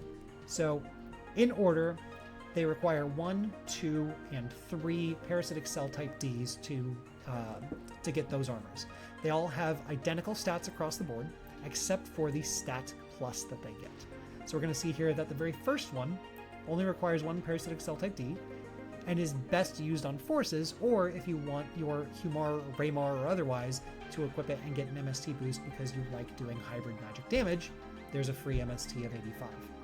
The next one is going to be an attack boost of 50, and then finally 3 parasitic cell type Ds will get you Vajula, which gives you an ATA boost of 20, which I think most people are going to pursue, especially at level 80, getting right into Ultimate. You're going to want to find a Stink Frame and pay for those 3 parasitic cell type Ds. Now, I don't want you to necessarily have to shell out an arm and a leg at Paganini for a parasitic cell type D, so there are 2 other ways to get that item. First of all, we'll take a quick look at very hard drops. And we're going to go up to Day Relay. We'll see Day Relay is a 1 in 8 chance on getting one of these, so you can start working toward that immediately once you enter Very Hard.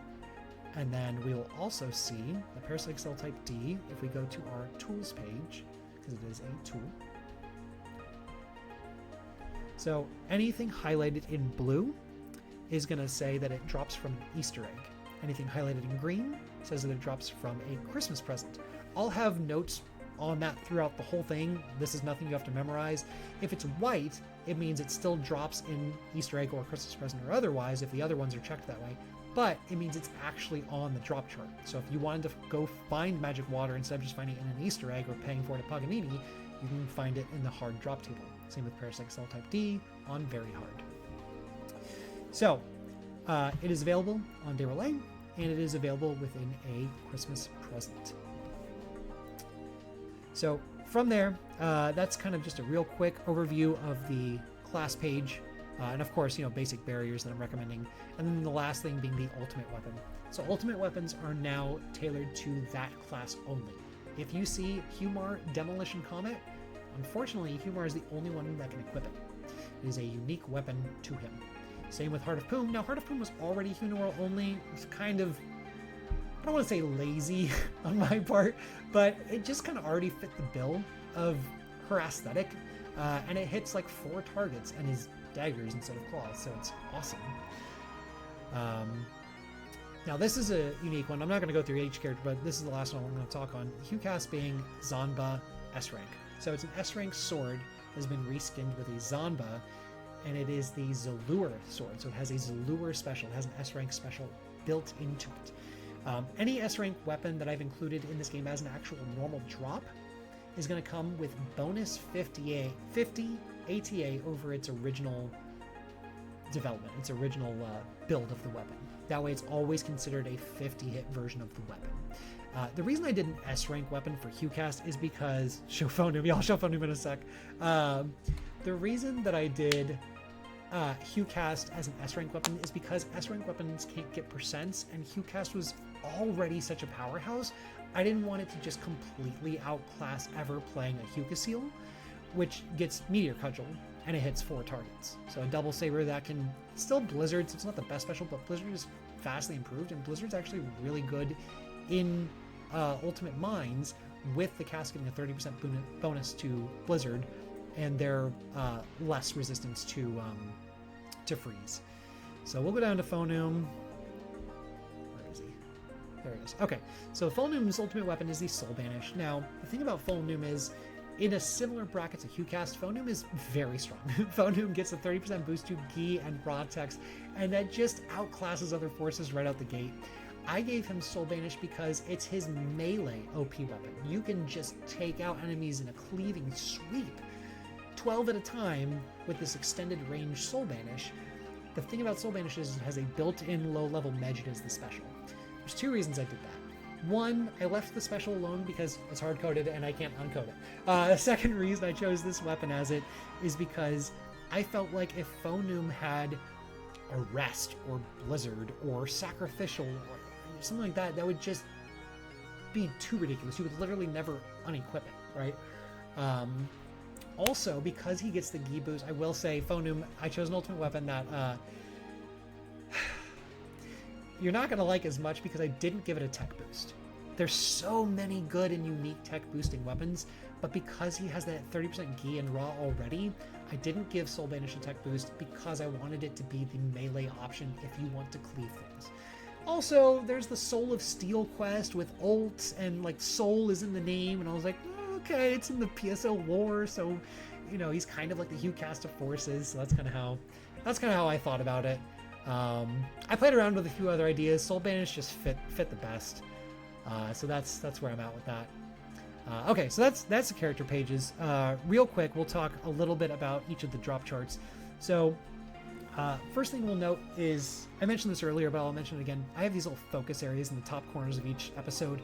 So episode 1 normal will say focus is materials, early units, grinders, and ad slots.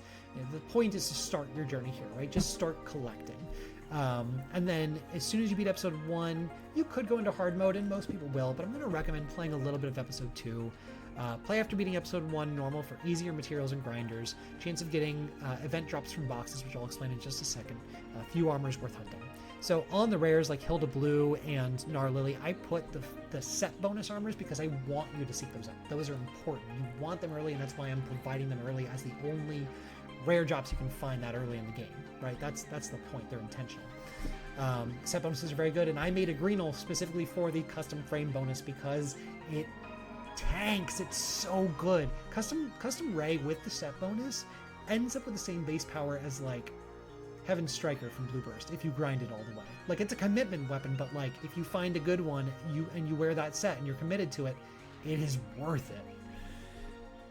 Thanks, Wazzoom. I appreciate you being here, man. That's awesome. So yeah, there's super easy way to get grinders and materials in episode 2. I'm really going to encourage you to go for it. And something I want to mention here is Parts of Egg Blaster. Parts of Egg Blaster is going to be huge for you early on because the Egg Blaster gun is now a Hell special rifle equipable by all classes. So if you find any handgun, doesn't matter the grind, doesn't matter the class, doesn't matter what level you are, just equip a handgun with a huge hit percent and find that Parts of Egg Blaster, you can apply it at any level, and you now have that crazy high hit Hell handgun. Something I want to mention about that is the reason it's not super overpowered is the attack animation shot of Egg Blaster is slower than a normal rifle, so actually the hitbox is worse than a normal hit Hell handgun. A lot of H's in that sentence. Right, but like it gives you that opportunity to get that utility weapon much sooner and on any class, right? So that's kind of what I was thinking there. Second thing I want to mention here is boxes. So boxes are worth looking at as well. Episode 2 is going to be the same boxes across the board. It's just going to be the event items, the jack-o'-lantern, the Easter egg, and the Christmas present, which I've added a ton of items to each of those. And most of them are worth using. Like, I really tried to, like, I originally put God body and God legs on Christmas presents, and I'm like, I don't want people to kill me for getting a God body or God legs. No, you're good, Spuzz. You're good. I appreciate you being here, man. Hey, I'm gonna record this. I'm gonna post it later on YouTube, and hopefully I'll do one of these again before I release this. But I appreciate you being here. Yeah, the event items are insane. They're just gonna be incredible. Doc, go over the quest at all. Not familiar with quest. Yes, I am going to have an entire quest list of the quests that I am providing, and I'm going to tell you a little bit about, like, give you a brief description of what areas it covers. If a link exists on something like the Affinia Wiki that details the core value of what that quest does, I'll just link to that because they have amazing data. And I've been pulling a lot of my resource and information from the Affinia Wiki, which, big shout out to those guys. They've done an incredible job, and I would not be here today without anyone from Affinia, so I'm super thankful for them. But their databases are amazing for quests, so I'll probably link those so you can kind of research it. But I'll also have, like, my best practice guide. I have a little guide on my phone that I wrote down, like, oh, do this, then this, and this. It's kind of my own, strategy guide of what quests that are good for what level I am, what level I'm at. But I'll definitely provide information on each of the quests and why they're valuable, and what enemies are best to hunt there. That way, if you're like, oh, I really want to go for Del Sabers in episode 2 to get a Del Saber Buster with percents, okay, we'll go do, sweep up number 6 in the VR temple, things like that. I'm sorry, VR spaceship temple. Yeah, man. Yeah, I want this to be cohesive, and that's why I'm not releasing the game until the strategy guide, for lack of a better term, is available, right? Because that's the point. So anyway, so you'll see in every single zone in episode 1, you have an ad slot and a 102 chance. So no matter where you're playing, just play the game. Just enjoy the game. You'll find ad slots. You'll get your armors buffed up. It'll be great. S parts, I put both in boxes in Mines 1 and 2 at the same rate of 1 and 256. And version 1.16 gives attack power compared to the version 2.01's ATA boost, which most people always are seeking after in the beginning of the game for a cast. So if you want attack, you want ATA, both are worth using. ATA's obviously better, but like both are very good at that early stage in the game. But definitely pay attention to boxes on these drop charts because they're really, really going to be useful for you. Let's dive in deep. Let's look a little bit at alt tables real quick here, because this is the bread and butter. This is the meat and potatoes, right? Not bread and butter. This is the meat and potatoes of why we're here, why we play PSO is the rare loot, the stuff at the end. So you'll notice, obviously, other than groups 1 and 2, after normal mode, when we get into hard mode, you start seeing 2x rates on drops, right? So drop rate rarely going to go over 128 or 256. But the like really, really good or ultimate stuff, I put it 1 in 512 because I want it to be a little bit harder. I did a poll on Reddit asking people if they wanted just a consistent 1 in 256 SJS, and they're like, well, it's pretty divided. Most people were like, yeah, I want that. And then everyone else was like, well, actually, I'd like it to be a little bit harder. So the compromise was Skyly gets the double rate, right? So for everyone else, Gigu drops Sealed J Sword at 1 in 512, but if you're Skyly, you get it 1 in 256. Neither percent is breaking the game. Neither chance is anything crazy in either direction. I think, both are achievable. Heck, I was playing on a blue full in Ultimate, just messing around the other day, not looking for anything, just trying out Ultimate for the first time. The second Barbel I fought dropped an Aradia Gito with 45 hit and like 70 native. I'm like, okay, I guess that's what we're doing. So the 1 in 512 rate is achievable. And it's not that bad. So really, you can be any ID you want. But last thing I'm going to mention about drop charts here is the 2x rates.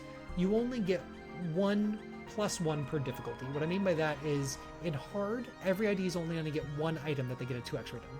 So in hard, I'm sorry, per episode.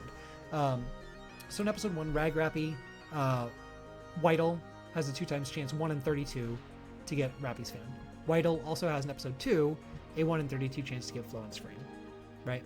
We get into very hard. Whitel now gets 2 per episode. So S Beats Blades, 1 in 64 is now 1 in 32. And Spread Needle is now a 1 in 64 off La Dominion, right? So things like that. And then when we get into Ultimate, the very final, each ID has 3 bonus things that they can get. And I figure what I'll also do is I'll make an ID chart somewhere between class overview and normal charts that just says like, hey, here's the items that you get at a 2x rate if you play this ID. That way people don't have to go digging for information or really trying to figure out like, oh, which one's the best ID for me. You know, I want you to just play the game, play whatever ID you want. But if you really want to try to get something sooner than other IDs, you can. And that's kind of the goal here too. So now let's take a peek at tech boosting gear. I love tech boosting gear. We're going to increase this a little bit here. So tech boosting gear, there's a lot of it now. There's a ton of tech boosting gear. Boost number, you can ignore. That's for me. That's just coding. That's saying where is it on the hex table. But these areas here, you know, basic sabers all get simple attacks. That's 20%. Elysian and Dragonclaw both launch a free foy as their special, so I thought, why not boost their foy damage, right? So you could either choose to equip it on a Raymar, Humar, whoever, and use the special attack and do a decent chunk of foy damage just from the special, and that's kind of fun. Or you can actually kind of nuke something with a level 20 foy with this weapon equipped. I mean, that adds versatility and uniqueness.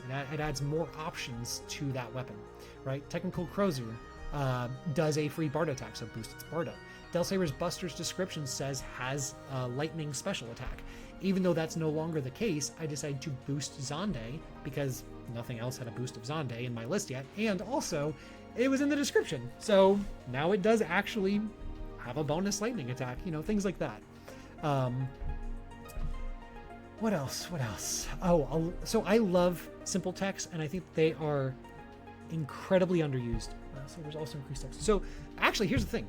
The reason DB Saber, Calidbolg, and Durandal have tech bonus is not just a careless thought. This was an intentional thing specifically for DB Saber, but I wanted people to have it for Calidbolg and Durandal.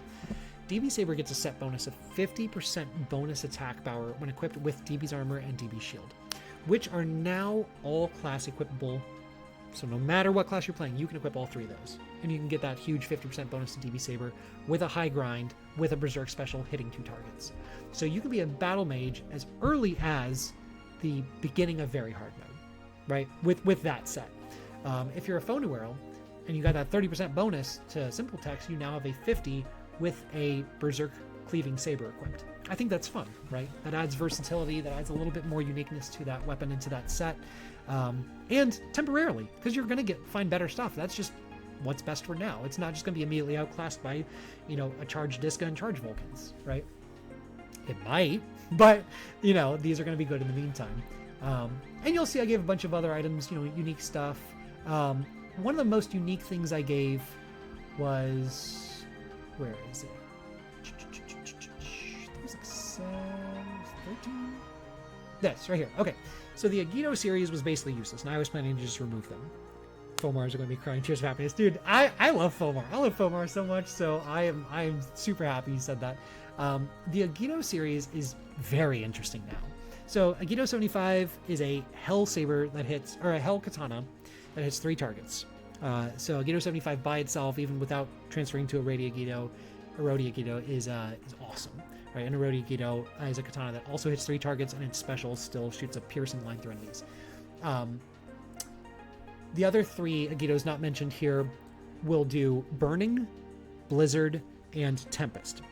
And I don't want to spoil it right now, but you're gonna want the Burning and Tempest ones for a Battle Force. Their base damage isn't amazing, but the special on them of Burning and Tempest, I'm telling you, Burning and Tempest, this is the closest we can get to them being like weapons that you want or specials that you want. Like if we do a real quick look at katanas, we're going to see here there's a little special note. It says Agito 1983 has Burning AoE, whatever that means, and 1991 with Tempest. Now I didn't do it for Blizzard. I tested it out, and Blizzard would have been broken if you could just freeze things super easily. So Blizzard is still only going to hit 3 targets in front of you, or slightly to the side, like a normal cleave. Oh yeah, man, it's gonna be a mess. Oh, it's gonna be a mess. Yeah, elemental glitching it's gonna be fire. It's gonna be so good. It's gonna be broken. I'm so excited for it. But I'm trying to add unique value to these things, right? I want to add something that like you wouldn't have ever used this before. Now it's like, all right, actually that's pretty cool. Yeah, so burning and tempest are just so underused. I wanted to make them a bit more unique.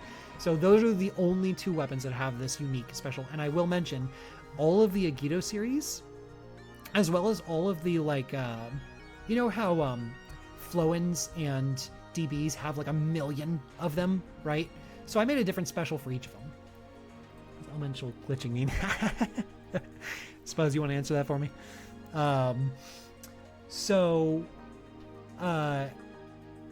The different specials on Floens and on DBs are identical. So if we look at the very first entry of Floens, it has Gush, right? If we look at the very first entry on DB Saber, it has Gush. So what I've done with DBs, Floens, and the Katanas, other than 75 and Irradiated, is I dropped all of them into a very hard episode 1 drop table. And I color-coded them so you know what special you're looking for. So you've got Gush in Forest 1 of both Floens and DBs, and in Forest 2 you've got the first Agito with Burning, as well as Floens and DBs with Blizzard, right? So things like that, you're really going to want to pay attention specifically and very hard to which of these weapons are dropping. The drop rate of 1 in 102 is pretty quick, right? That's really not bad. That's going to happen pretty frequently. This number is incorrect. I don't know why that's doing that. Oh, because it thinks it's a date. Give me 1 second to change that. Yeah, okay. So 1 in 1024 was incorrect for a Blizzard DB Saber. So these weapons are very good, and the thing I'll mention about all of these is they're all unreduced and all equipable by all classes. So if you get a Demon's Flowing Sword with 80 hit, you now have a 12 target Demon's Sword that can cleave and hit on any class that you play, or equip on any class you play. I also thought instead of mags in the mines, you could get, Robo Chow or Chow, something a little bit more unique. I just thought that'd be kind of a fun addition. And then, what was the last thing? Oh, and then tech gear at the end here. So these are the weapons, and then these are the shields. So I added a lot more shields other than just the merges. You'll notice things like, Red Ring has simple attacks plus 80%. Hunter Shell is now obtainable.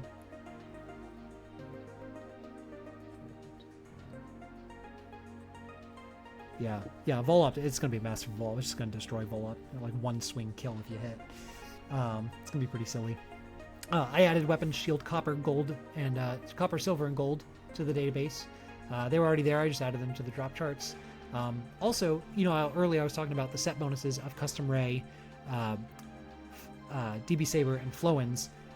Each of those shields now have a tech boost as well. So if you're a battle mage and want more defense, well, Custom Barrier and Blue Merge are the same. Blue Merge you can equip at level 1, Custom Barrier you can equip at level 40. So as you get to level 40, you can equip an Aesthetic Barrier that has the exact same bonuses. So just pay attention to what those do. And you're going to make it pretty far, tech-wise. And I added Black Gear, just for fun. It was on the drop chart. I figured why not. I'm pretty sure you can obtain that from a quest legitimately anyway, but I basically made it identical to 3 seals from Blue Burst. So it has 33 resist across the board. It boosts Razande. So it's a pretty good shield. Oh, and I gave it 20 ATA. So in the event that you want those 33 resistances or you really like Razande as a force, you're going to love that. Flown shield affect the damage from a weapon that fires foy when swinging. Yes, it would. If Flown Shield is equipped, it will get a 60% bonus to foy. So any weapon that fires foy will get a 60% bonus to that level of foy.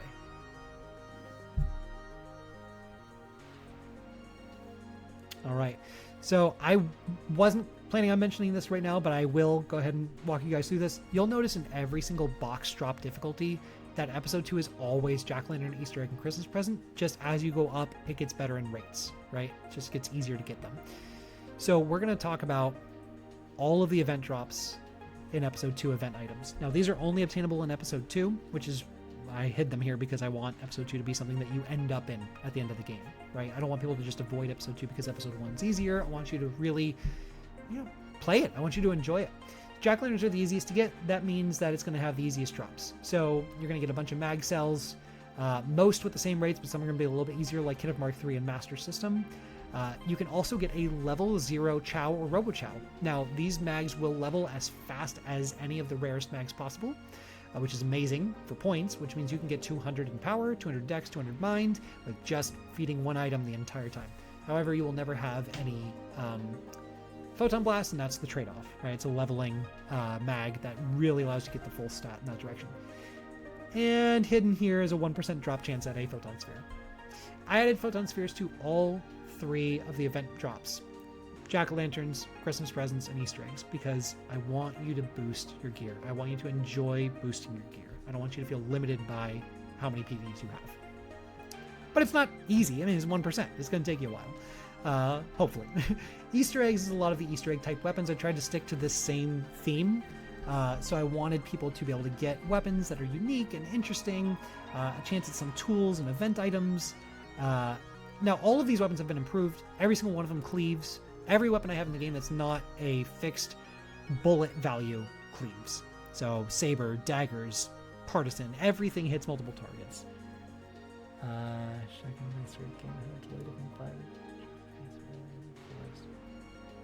Yes, they are DT 770s. Thank you. Thank you, Ash. Thanks for chiming in. It's funny that your name is projectile weapons because I'm literally talking about projectile weapons. No, yeah, man. Yeah, I'm loving this. I wish you could have seen some of the gameplay, but I'll post the recording in a little bit. We've only got about 5 minutes left, so unfortunately I'm gonna have to cut it here pretty soon. But I appreciate you being here. So something I'll mention is Samba Maracas, surprisingly good in this game. I didn't mean for that to happen, but it happened. So if you are someone who uses TP and you need a quick restore, I'm telling you, you're gonna want to get some Samba Maracas. Yes, they're an event item, and yes, they can't get hit. And because of that very reason, I did add them to the ultimate drop table, so they are possible to get with hit, because they have Geist, and you will get unreduced Geist TP steal back off enemies, and it is amazing, and their range is much longer than a normal mech gun, so those are something you really want to look out for. I did also add Eleanor, level 0 mag, so similar to the Robo Chow and Chow mags that I added. You can't get any Photon Blast on it, but you can get Eleanor, and I think that that's pretty cool. Flight Fan and Nug Bazooka are leveling weapons in this game. So you can't equip them at level 1. Now, when I say leveling weapons, usually I mean weapons you can equip right at level 1, and you can use King's Special. But Flight Fan now hits 7 targets with the range of Rainbow Baton, and Nug Bazooka hits its full 10 or 12 or whatever with an AoE that is combo unlocked, Rangers only, and is King's Special. So unreduced Kings. So you're going to be getting a ton of EXP with either of those equipped. Now, Nug Bazooka is hidden behind Easter Egg, and it's hidden behind Gal Griffin Ultimate, because that's a pretty good weapon. So if you want it with percents, you're going to have to fight for it. Flight Fan is on Nano Dragon and Very Hard. I figure by the time you get to Very Hard, you got a ways to go, so you're still going to want to get some EXP. So I popped Flight Fan in right here. Flight Fan is an amazing weapon. It was the very first weapon I sphered in my first playthrough. So I am going to highly, highly recommend you get a Flight Fan. Now, it's going to start low. Flight Fan starts with like 10 attack power. If we look at this database here, we're going to see, as soon as I figure out where I put my slicers, Flight Fan has 10 attack power. It's very low, but there's a grind of 150, so you have to work for it. So if you find those grinders, you might want to save them for a Flight Fan, because it is amazing. Now, it used to be even better, but it was making so I never needed to unequip it. So I'm like, that needs to be changed. And then I changed it. But it's still amazing. It still hits hard enough. It still steals amazing EXP. It's still amazing utility for hitting things into the distance. It's just an incredible tool all the way around. And then lastly, we're going to go ahead and just take a quick peek here at our Christmas presents, because this is the meat and potatoes at the end here. This is what we're looking for. This is the final endgame hunt. Best of the best units: God Power, God Mind, God Arm, God HP, God, right? Then you've got Force Wall, Ranger Wall, and Hunter Wall. Now, these are the only way to get these items, but they are level 1 equips with a 5% chance from a Christmas present. So you get one of these and pair it with its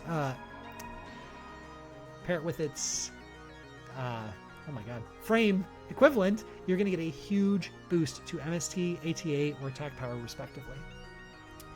And then at the very bottom here, we're going to see the 1% section.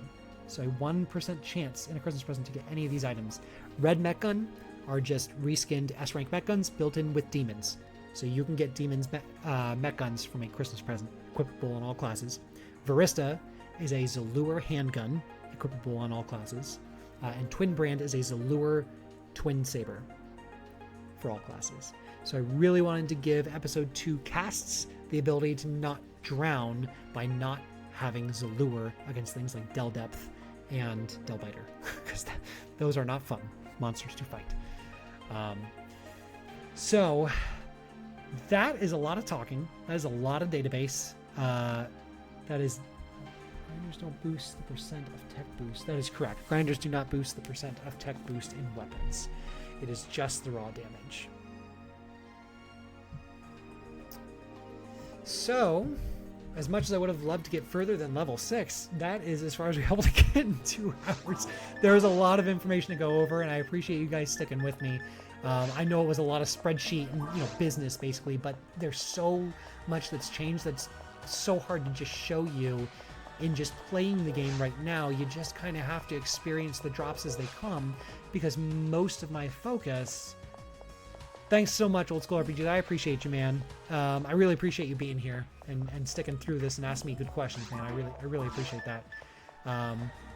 You're just gonna have to experience it yourself, and just see what's changed. Find something new and say, I wonder what this does different. Or just experiment around with weapons, or say, why can I equip this? I wasn't supposed to be able to equip this. This isn't for my class.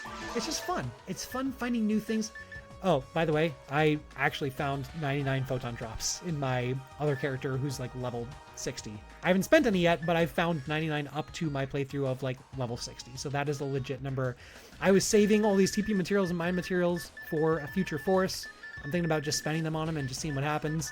But this is some stuff you can expect to find when just casually playing the game up to level like 60. Just... sometimes nothing that breaks the bank, but sometimes it's pretty good stuff. So just keep an eye out for what's available to you. Awesome. Hey, a new player. All right, 20 knives. I'm happy to have you, man. Hopefully you get a chance to check this out in the near future and try it out, and I hope you like it. Well, thank you everyone for coming, and until next time.